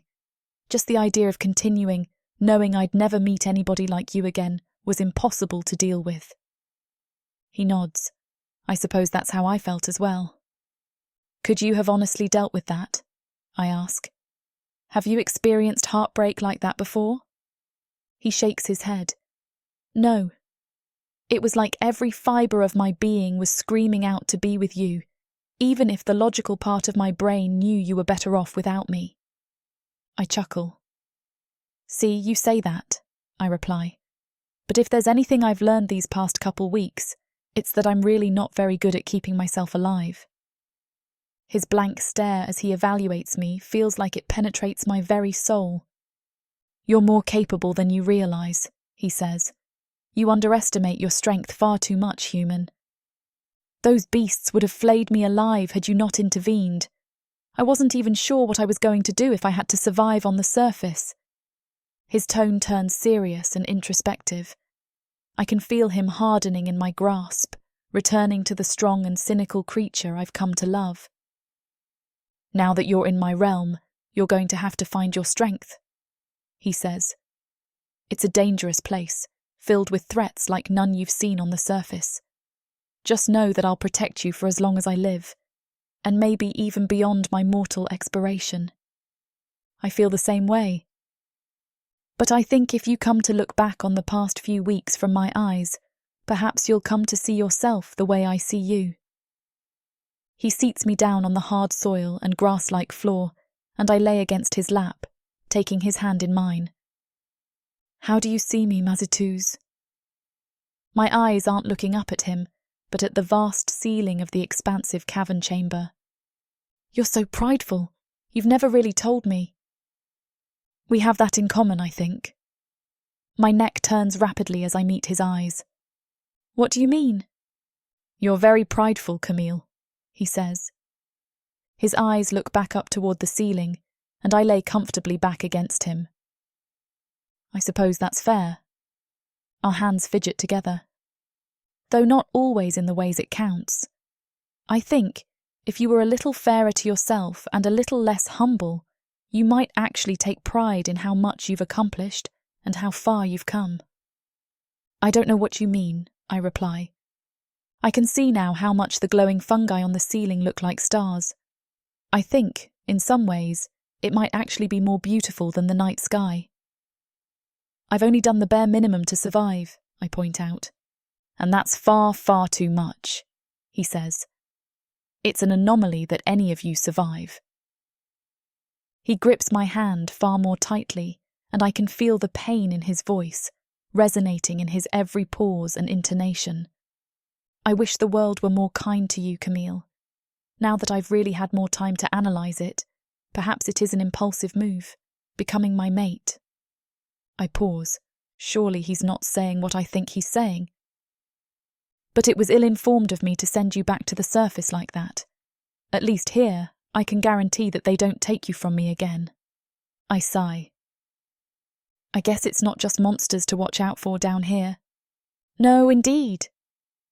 For a moment, we sit in silence, simply watching the cave live around us. The glowing flora pulsates, water dripping rhythmically all around us into ponds, springs and streams. The creatures, whose lives are still a mystery to me, hunt each other in the darkness. Chirops swoop down from above, taking down insects. Insects feed on the strange crystals and tree sap. It is humbling, seeing my place in the world. I imagine the dark elves have everything delivered to them in their palaces and mansions, but I've become allowed to retake my place in the food chain, becoming a hunter. Though the thought of eating chirops does turn my stomach. Finally, I vocalise the thing most on my mind. You're not already regretting it, are you? He laughs. It's the heartiest, most sincere laugh I think I've ever heard come from him. What are you talking about? Becoming my mate, or me becoming your mate. He looks me deep into my eyes, turning my head toward his. Camille, no, he says. You're everything in existence to me. I'd give every cavern on Protheka. That is the name of our realm? I nod in affirmation. I'd give my very soul to be with you. He sets me back down, and I feel him running his claws softly through my hair. It's just, earlier, you said it was impulsive. His claw stops. I take in the stillness around me, as I feel him becoming lost in thought. I've lived for a very, very long time, Camille, he says. I know that. You've told me many times. Sometimes I don't know if you do know. I feel like I've lived an eternity sometimes. I can feel his breath on the nape of my neck. It's surprisingly cold, but also somehow comforting. I'm not entirely sure what you're getting at. All I mean is that all that life gives me context. I look back on myself centuries, even decades ago, and my choices surprise me. And you are young. I rub my hand over his claw, massaging it in my grip. What is all this rambling? I ask. Are you just worried that I'll wake up one day and feel like I made a mistake? Like I told you, Camille, our bond is for life. I look back up at him. Turning myself around, I move up toward his mouth, kissing him deeply. We embrace for what feels like an eternity. I grip his shoulder tightly, stabilizing myself against the slippery, crystalline ground. When we finally separate, I look him in his eyes. He needs to know how serious I am about this. Mazituz, I tell him, I don't regret choosing to be your mate. I could never regret choosing to be your mate. The expression on his face is almost a little sheepish. I truly hope so. You don't have to hope. If I become a woman who doesn't want to spend every waking moment at your side, sharing everything with you, then I'm not Camille anymore. I can still see small amounts of doubt in his eyes. I remember when my greatest fear was whether I'd have enough to eat, or whether monsters would devour me. This is truly a nice change of pace. You've given me everything, Mazituz, I say, and you said I was humble. You could disembowel the fiercest creatures in all the realm, and yet here you are, wondering whether you've earned my love. I didn't really know freedom before I met you. Not really. So, to act like you're my jailer all of a sudden, when you helped me escape from actual prisons. No, Mazituz, you freed me. I would be truly and utterly lost without you. We reminisce a little longer under the crystalline trees before heading back to his lair. The path there feels far too quick. I try to savour every thought, every word, every moment spent in his company. I know that these are the moments we'll look back on most fondly. Compared to the events of the past several weeks, this all feels so simple. The restrained smile he carries, just degrees away from breaking into giddiness, buoys me, putting a slight spring in my step. I'm not sure if I can remember a time when things felt so easy. As long as I've been alive, I've had to hide or run. This feels very different. No longer will I hide or run because I'm a human. Should the dark elves ever cross our paths again, we'll fight. We arrive in the lair finally, and we rest together on the moss, kissing deeply. I can feel the lights surrounding me calming me from their places on the walls. Taking my hand against his shoulder and pushing gently, I give Mazituz a twisted smile. Why don't you let me show you again how much I love you?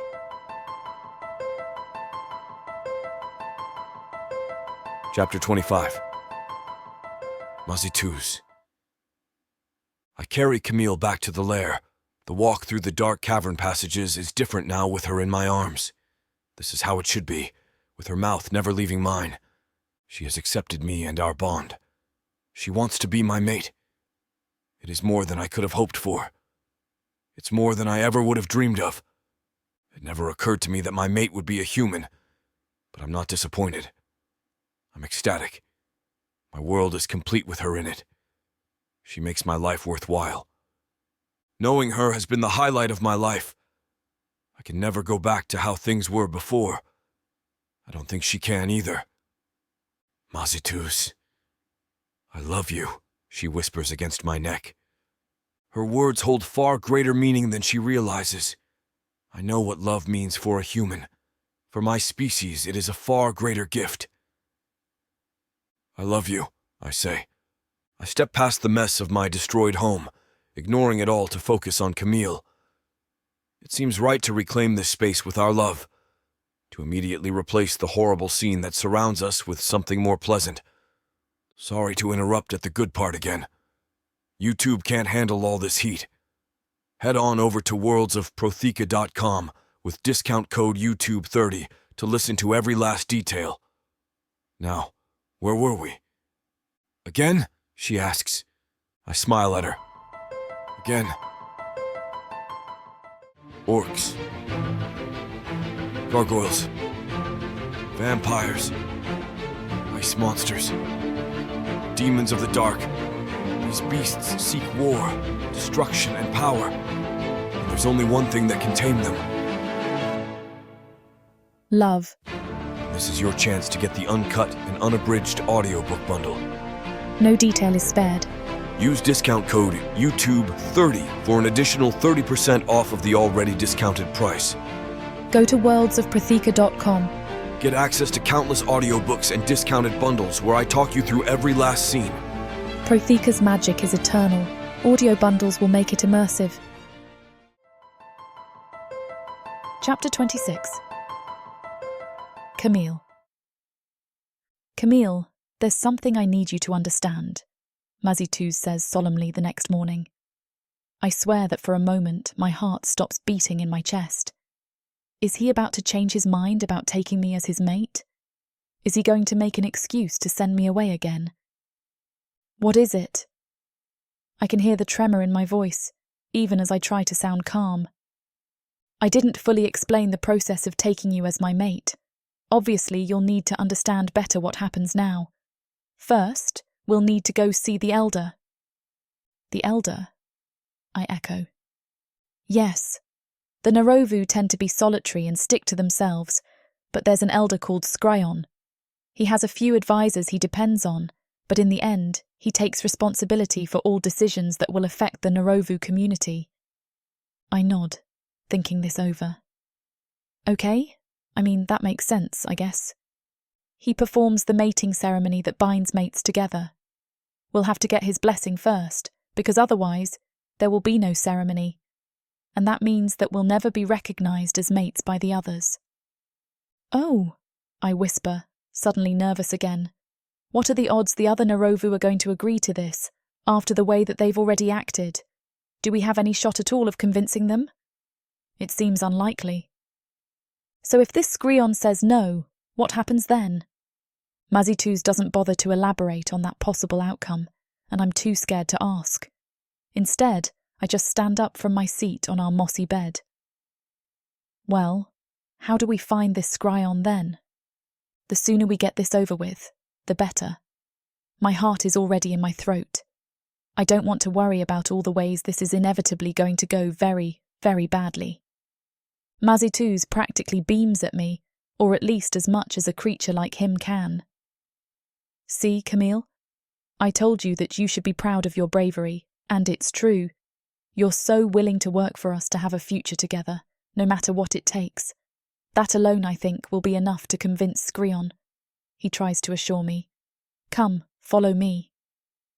I trail behind Mazituz as he winds his way through the cavernous passageways.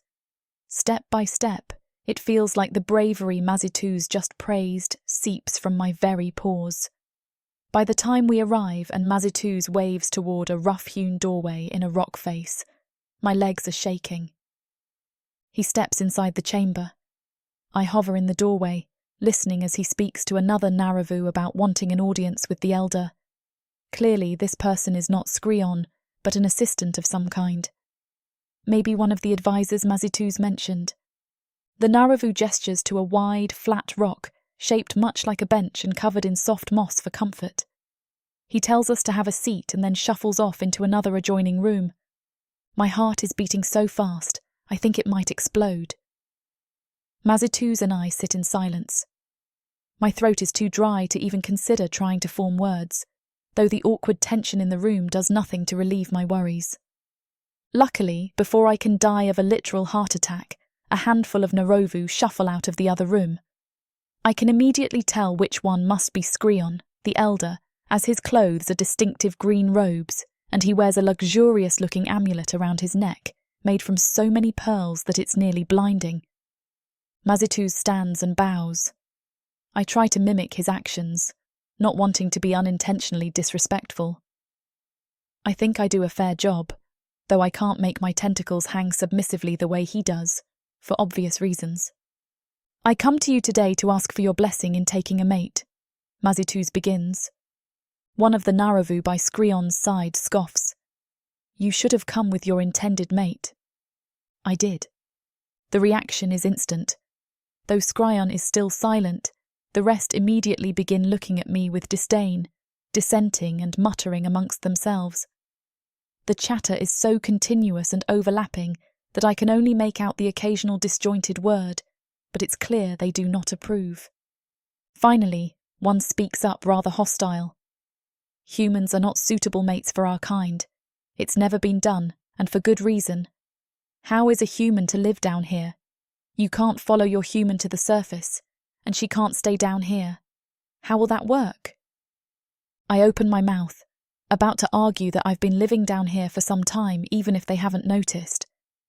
But their piercing, sceptical eyes make me close my lips before I can even utter a sound. The barbed whispers and judgmental looks continue for some time, while Skryon remains impassive and silent. When he finally speaks, a hush immediately falls over the rest as they quiet down to listen to his sacred words. Mating with a human is an unlikely prospect. It will be a challenging undertaking, and you must be fully committed to such a decision. You will spend the rest of your life constantly questioning the wisdom of such a choice, battling day after day to survive the difficulties. As such, before I will condone this, you must prove to me that you are ready for the battle. You will fight Izor and prove your desire for this partnership is invincible and unwavering. One of the Naravu steps forward, claws already raised menacingly. I glance at Mazituz, uncertain this is a good idea. The creature is huge, his body built like the imposing rock walls of the cavern. Mazituz could just as soon challenge a boulder to a duel, probably with the same outcome. Mazituz doesn't blink. He just steps forward, toe to toe with Izor. The rest of the Naravu fall back, hanging by the wall to watch the coming fight. I mimic their action, moving to stand along the opposite cavern wall where I will be out of the fray. This is crazy. What weird kind of brutal mating ritual is this? Then I pause, considering it. They're monsters after all. I'm not sure what I expected. Mazituz and Izor circle each other, their muscles tense and ready. My heart lodges in my throat, seeing the Naravu spectators watching eagerly, their teeth bared as they wait for blood. Mazituz springs forward first, and the two clash violently. Izor blocks him by raising his meaty arms. When Mazituz steps back to try another tactic, Izor tackles low. His massive bulk hits Mazituz's knees, taking them both to the floor. I scream as cruel claws go straight for Mazituz's flesh. He lays helpless on the floor, pinned under the behemoth that is Izor. Am I about to watch my beloved be murdered before my very eyes on what was supposed to be my wedding day? Then, miraculously, Izor is heaved violently off as Mazituz unleashes his full might. He stands tall as Izor skids across the floor, a little bloody and torn but still intact. The cheers and jeers of the other Naravu fall suddenly silent, and for a moment, I don't think any of us witnesses are even breathing. Izor scrambles to his feet and bellows defiantly. "You think you can take me? That was a lucky break that won't happen a second time. Quit while you still can," he warns. Mazituz shakes his head.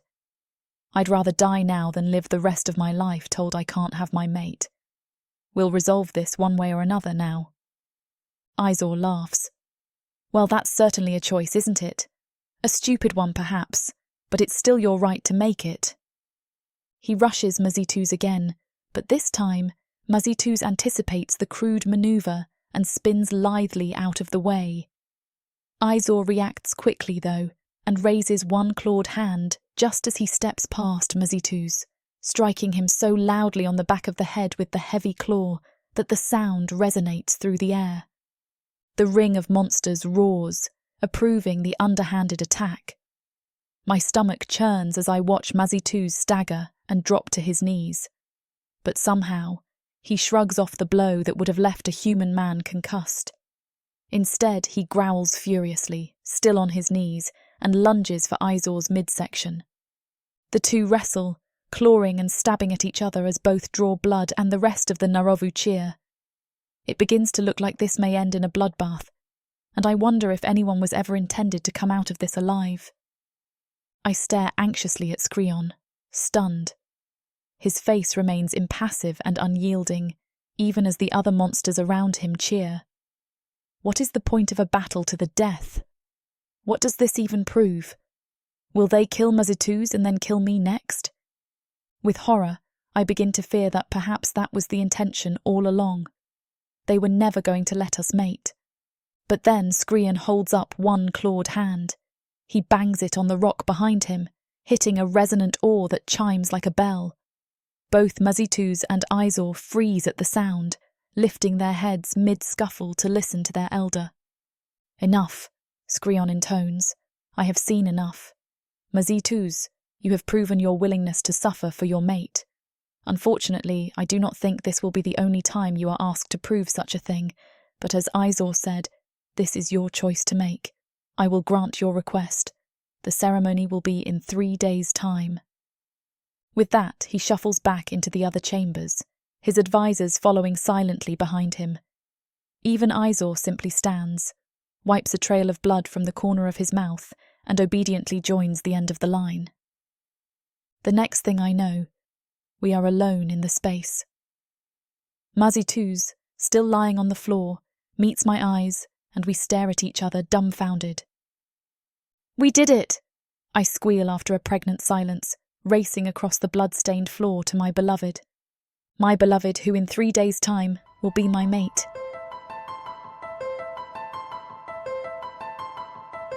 Chapter 27. Mazituz. "We've never turned here before," Camille remarks. By now she's become intimately familiar with the nearby passages. She knows how to find my lair, where to find the settlement, and how to avoid any elven territories. "There's a very clear reason for that," I remark. We turn the corner, and beams of light peer through the cracked rock, small streams pouring downward. I've always liked how the flowing water emulates a waterfall, even in the smallest trickles babbling toward us. A very deliberate-looking platform stands in the middle of an otherwise dim room, the faintest slivers of light illuminating the sides of a walkway. "Is that moonlight?" Camille asks. I nod. "And during the day it's sunlight, which is why you don't catch me stepping through here often." She chuckles. "I suppose that's fair." As is custom, she takes my hand, walking along the straight stone path, which overlooks aisles of slightly flowing water on either side of us. "I still feel underdressed," she says. Over the past 3 days, she has told me how marriages, something very different from a mating ceremony, have ceremonial dress. The way she describes them, they seem like very ornate, presumptuous occasions, where the focus is more on artifice than on forming bonds. "I think you look beautiful." We do not have ceremonial garb for our mating ceremonies, and even if we did, a marriage between a human and a Narovu is unheard of, so there are no clear standards. So I told her to wear whatever she was comfortable in. We take our time, making every step count. "Is it me? Or does it seem like it's getting farther away?" Camille asks. I nod. With every step, the platform seems to grow more distant from us, the path before us stretching out almost infinitely. "As a boy, I was told that this place was enchanted," I tell her, as I grip her hand tightly, making sure that she doesn't fall behind. "Nobody knows when or how, but for as long as we've known this room, it has been like this." "And you decided to hold mating ceremonies in here?" "Yes," Mazituz says. "By the logic of the elders, when you become mates, you enter into a permanent agreement that can only be broken in death. So they want to make sure that when you reach the altar and you make your vow, you're really serious about it.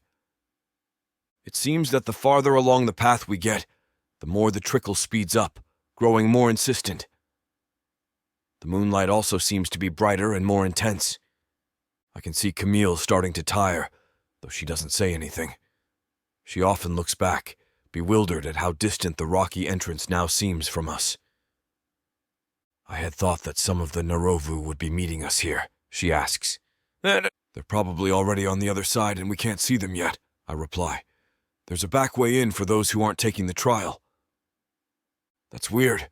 I'm looking right at the platform and they're already there." I nod in response. Finally, we reach a point where the details on the altar are more descriptive. I can see the silhouettes of Narovu, waiting with ancient tomes in hand. I'd sooner forgo the ceremony entirely, sooner spend my life completely away from the other Narovu and their ancient customs and settlements. As I start to make out the details on their faces and their smug expressions, I look sideways at Camille, offering her reassurance. At the very least, I'm cementing my bond with her, forcing them to recognize her. I suppose in that way, I might be protecting her further against my own kind. I meet their stoic gaze confidently, letting them know that their traditions will not stifle me. We arrive at the platform, stepping up under a small rock awning decorated with berries and flowers. I can see from the showing how few of my kind were willing to sanctify our pairing, but it doesn't faze me in the slightest. "Congratulations on your arrival," one of the Narovu says. Around us, the water picks up, the moonlight dimming. I wonder if perhaps it's raining in the above world. The distant crashing and rocking of the ocean above me would seem to support that theory. What few trickles of light still remain are beautiful, dancing over the quietly replenishing pools.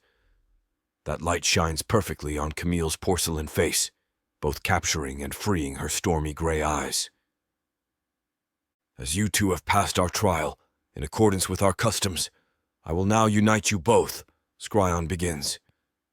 I can't contain my smile as I stare awestruck at Camille. To my great relief, she is smiling back. "Now, take each other's hands and look deep into each other's eyes." Camille extends her hand toward me, breaching the threshold. I grip it tightly, letting myself fall into her gaze. Around me, the world moves onward, water seeping from the rocky cracks in the earth down the slopes beside us, emptying into gentle currents on either side of us. I now see what she sees, that in spite of the illusion, the walk was only about 40 feet. But even though I can feel the world around me moving, I'm completely still, never wanting to leave this moment in time. I could stand here for an eternity, feeling the warmth of her touch on my claws while reveling in her shy gaze. "Camille," Skryon says, "you come to us, a human from the surface, to bind yourself to our friend Mazituz." "I do," she replies. "Then please speak your testimony. Tell us of your life and deeds. Let us capture the realm through your eyes." He pauses, the tentacles on his face coming to a stop. "What is the history of your union with Mazituz, and why would you like to canonize it?" Her grip on my hands tightens. "Before I met you, Mazituz, I was completely lost," she says. "I feel like I'd spent my life trading one master for another, never finding any peace. I was a captive of the dark elves no matter how many times I escaped. I felt like that would be my reality forever. Then you came into my life. You pulled me from my shackles, freeing me from rock and iron. You showed me so much beauty and kindness that I was almost overwhelmed by you." The two Narovu beside us look on in fascination.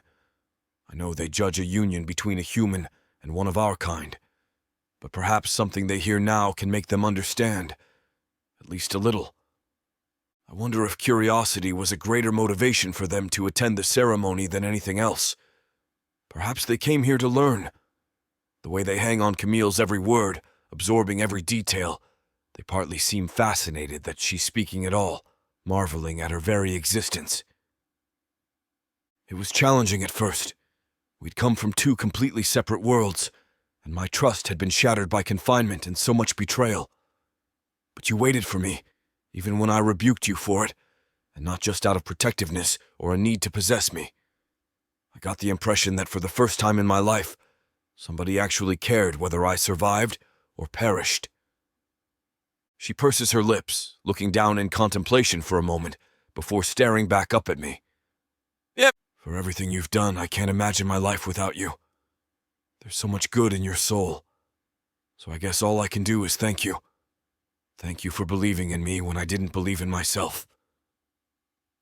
Even Skryon, who performs our ceremony, looks shaken, his cold exterior melting into warmth. "Those were some touching sentiments, Camille," he says. I can see in my peripheral vision how his attention shifts to me, his tentacles now swirling into life. "Mazituz, please speak your testimony. What does the human Camille mean to you? Why would you like to sanctify this union through the purity and logic of our customs?" My attention on Camille never falters. I feel both small and immense in her gaze. I can see my reflection in her eyes. I felt like I was always seeking something, but I never knew what it was, I confess. I used to listen to the tides, imagining the world above me and the people who occupied it. Though I lingered in my lair, collecting unimaginable beauties from this subterranean realm, I knew that I was missing something, even if I didn't know what. Her smile never fades. In my grip, she runs her finger over every individual claw, taking me in. Then I met you, Camille, and I saw the pieces slowly forming a complete picture. I don't know what drew me to you beyond your immense beauty, but it felt predestined to take you in, as if the fates themselves commanded it. I realize now that I saw the same loneliness in you that I was feeling. And the more I watched you try to fight me, returning to the only world you truly knew that could offer you freedom, the more I started to see your inner beauty. Sometimes I think you're stronger than even I am, to endure as much as you have and still continue fighting. You're fragile and delicate, but you act as though you're made of stone or metal. Your tenacity is unfathomable to me. Silence overtakes us, and I immerse myself in the moment, feeling the cool cavern breeze run over my flesh, and the rush of water around us centers me. By now, I'm almost certain that it's raining outside. I think I hear the faint echoes of thunder, broken and muffled by an uncaring ocean. With that, I see no reason not to unite you, the Narovu says. Awareness enters Camille's eyes, her eyes widening with realization, her smile becoming even brighter, and it stills my heart. Through the power of our customs, the Narovu acknowledge your union. Please embrace each other so that you may truly become one being, bonded in goals and in form. She moves toward me, and I hold her tightly, never daring to let go. Chapter 28. Camille. Our mating ceremony, which we performed in a moonlit cavern, was absolutely beautiful. It was magical. And now, because of it, I have my mate. In all my time, I've never been as happy as I am now. My life and my world is now complete. Mazituz holds me close to his body and carries me back into our lair now. His caresses are soft and gentle. Maybe it's our bond, but everything this time is different. We're connected now, in a way that has deepened our attachment. It's a wonderful feeling. It's almost like the piece of me that was missing is now complete. He kisses me, and I return that kiss with ardour. I want to feel his touch more than anything. Once again, Camille and Mazituz are too spicy for YouTube. Go to worldsofprotheka.com with discount code YouTube30 to access the full unabridged version of this audiobook. Thank you for listening to The Demon Comes. The air is thick with a silence that feels charged with emotion. Slowly, Mazituz turns to face me, his hand gently caressing my cheek. A soft smile plays on his lips, his eyes filled with a tenderness that warms my soul. My love, he whispers, his voice filled with devotion. You are my everything. We lie there together, tangled in each other's limbs, basking in the afterglow of our passionate encounter. Chapter 29. Mazituz. Guess I'm finally beating you at your own game, Camille chides, enrapturing me with her addictive laughter once more. I can feel my legs throbbing, the round, spiky fruit resting against my ankles. You're only getting the upper hand because of your agility, I growl, kicking it gently back toward her. It's an unfair advantage. Behind me, within the walls of my lair, is an imaginary goalpost, which Camille has shot through my feet 17 times. I'm sorry, she chuckles. I couldn't hear you over the sound of your losing. Her very tangible goalpost, a series of crystalline branches, stands erect and undisturbed. I think I've shot through it twice. Having spent so long protecting her, I never noticed how nimble she could be. I wonder if, in the surface world, she could have used her tenacity and speed to turn a coin. While I'm lost in thought, she kicks the fruit between her legs, juggling it along the narrow passageway. Before I can process what's happening, the ball is whisking over my head, colliding with the ceiling, where it splatters onto the floor behind me. It's technically a goal, but it's also the end of our little game. Crap, I'm sorry, she mutters. I guess we need to go find another fruit. No need, I growl. It's the start of a colder season, and that was the last fruit. We'll have to wait to play again. What nonsense is that? Surely caves don't have seasons? It doesn't feel even a little bit different. I can see the despair in her eyes and realize that all the physical exertion probably just made her hungry. These fruits have been a large part of our diet for some time.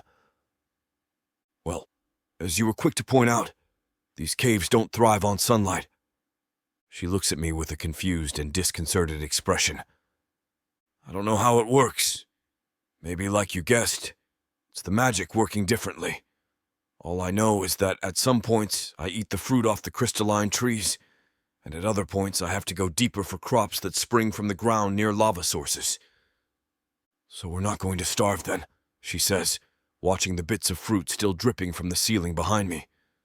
No, I say, we'll be just fine. Her stomach gurgles, and I can see an expression of embarrassment coming across her face. I'm sorry, she says.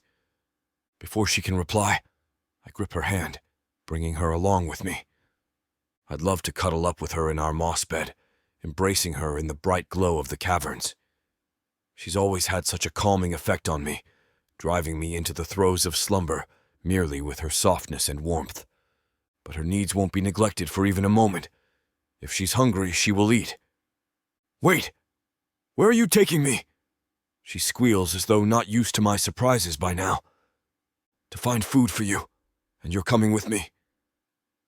If the food is near a lava source, won't I burn up? Utter nonsense, I tell her. Just keep your distance and follow me. If it gets too painful, walk away. We move through the tunnels, following our usual path.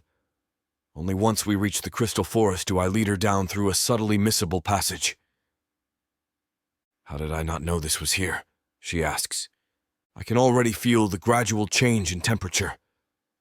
I only use it during the times that I need, I reply.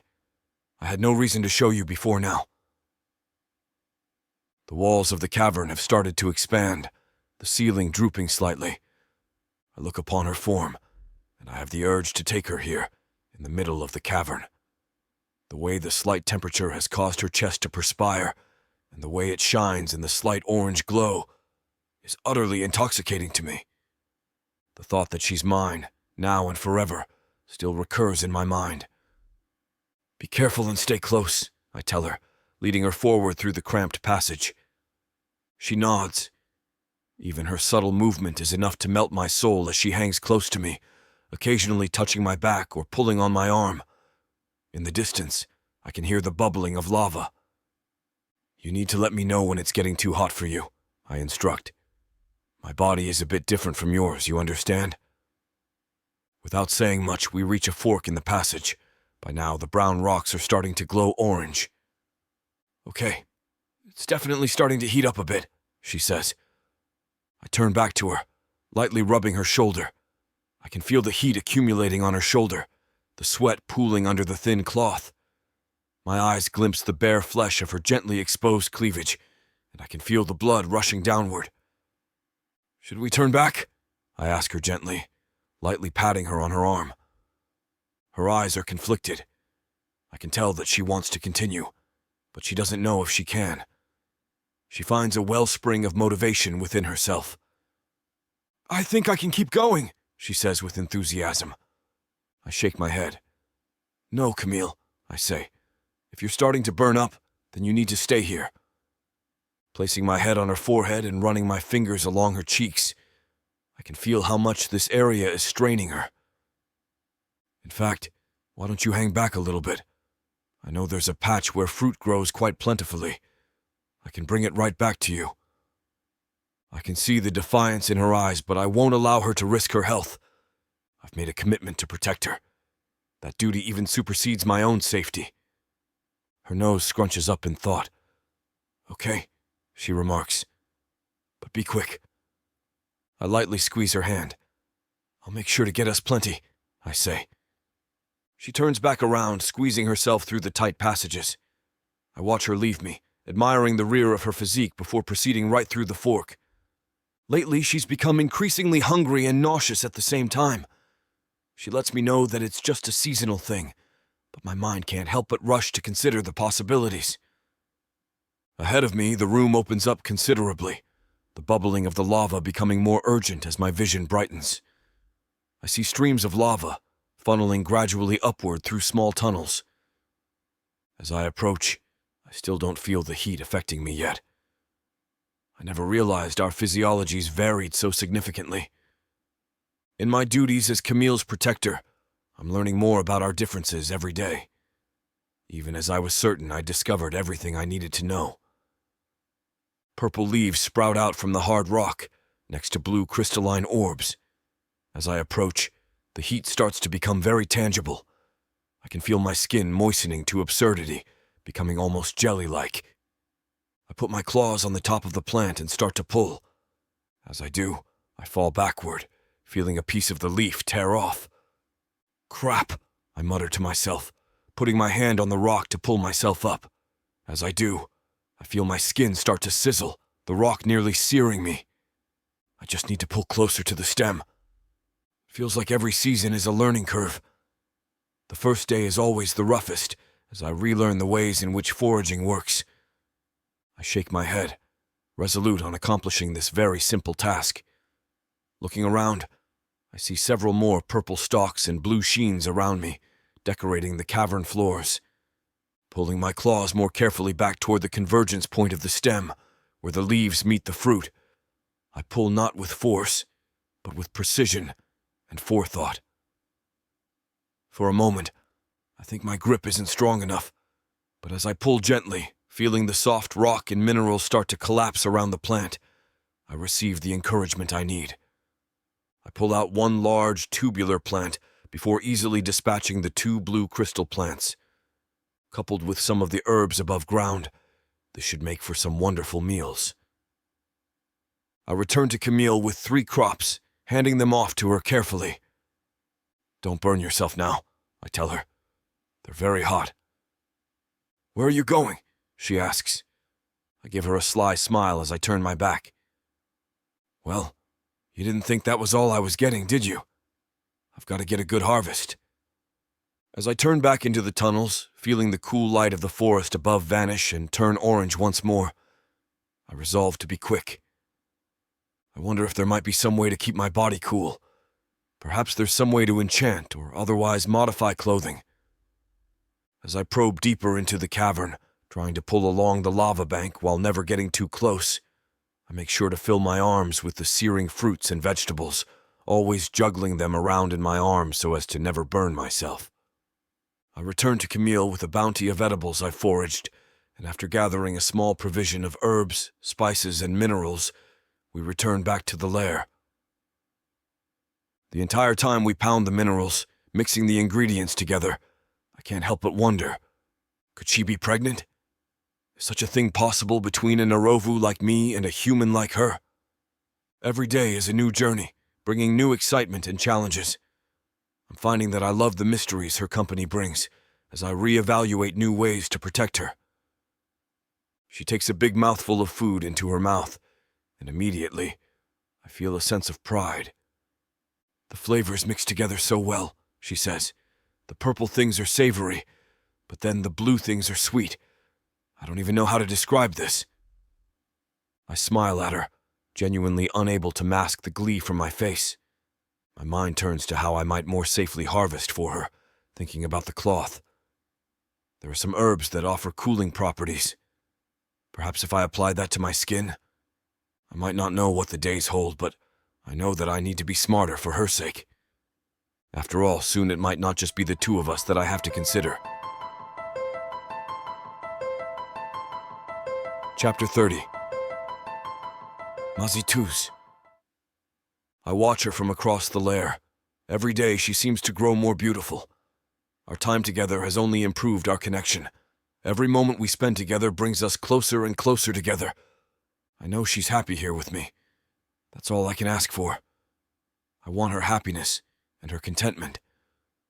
As long as I have that, my world holds value. She looks up at me, smiles, and goes back to what she's doing. Currently, she's cooking a stew over the flames. She stirs it with a wooden ladle I fashioned for her as a gift. "Camille, let it simmer," I say softly, beckoning her to come closer. She places the ladle down and walks towards me, a smile gracing her lips. I can feel the electricity between us as I take her into my arms, a deep longing coursing through my veins. Our lips meet in a passionate kiss, igniting a fire within both of us. Yet again, YouTube just can't stand how hot and heavy things are getting. Head on over to worldsofprotheka.com with discount code YouTube30 for 30% off all digital products, including this audiobook. Thank you for listening to The Demon Comes. With each breath, we come back to ourselves, the flames of passion slowly receding. We lie there, spent and sated, reveling in the intimacy we have shared. The air is heavy with the scent of sex and satisfaction as we bask in the warmth of our connection.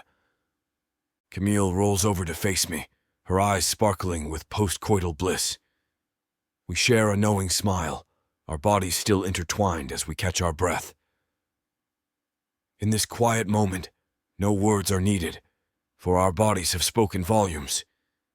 I feel a sense of contentment wash over me as Camille cuddles closer to me, her head resting on my chest. In this moment of serenity, I know that I've found my sanctuary in her arms.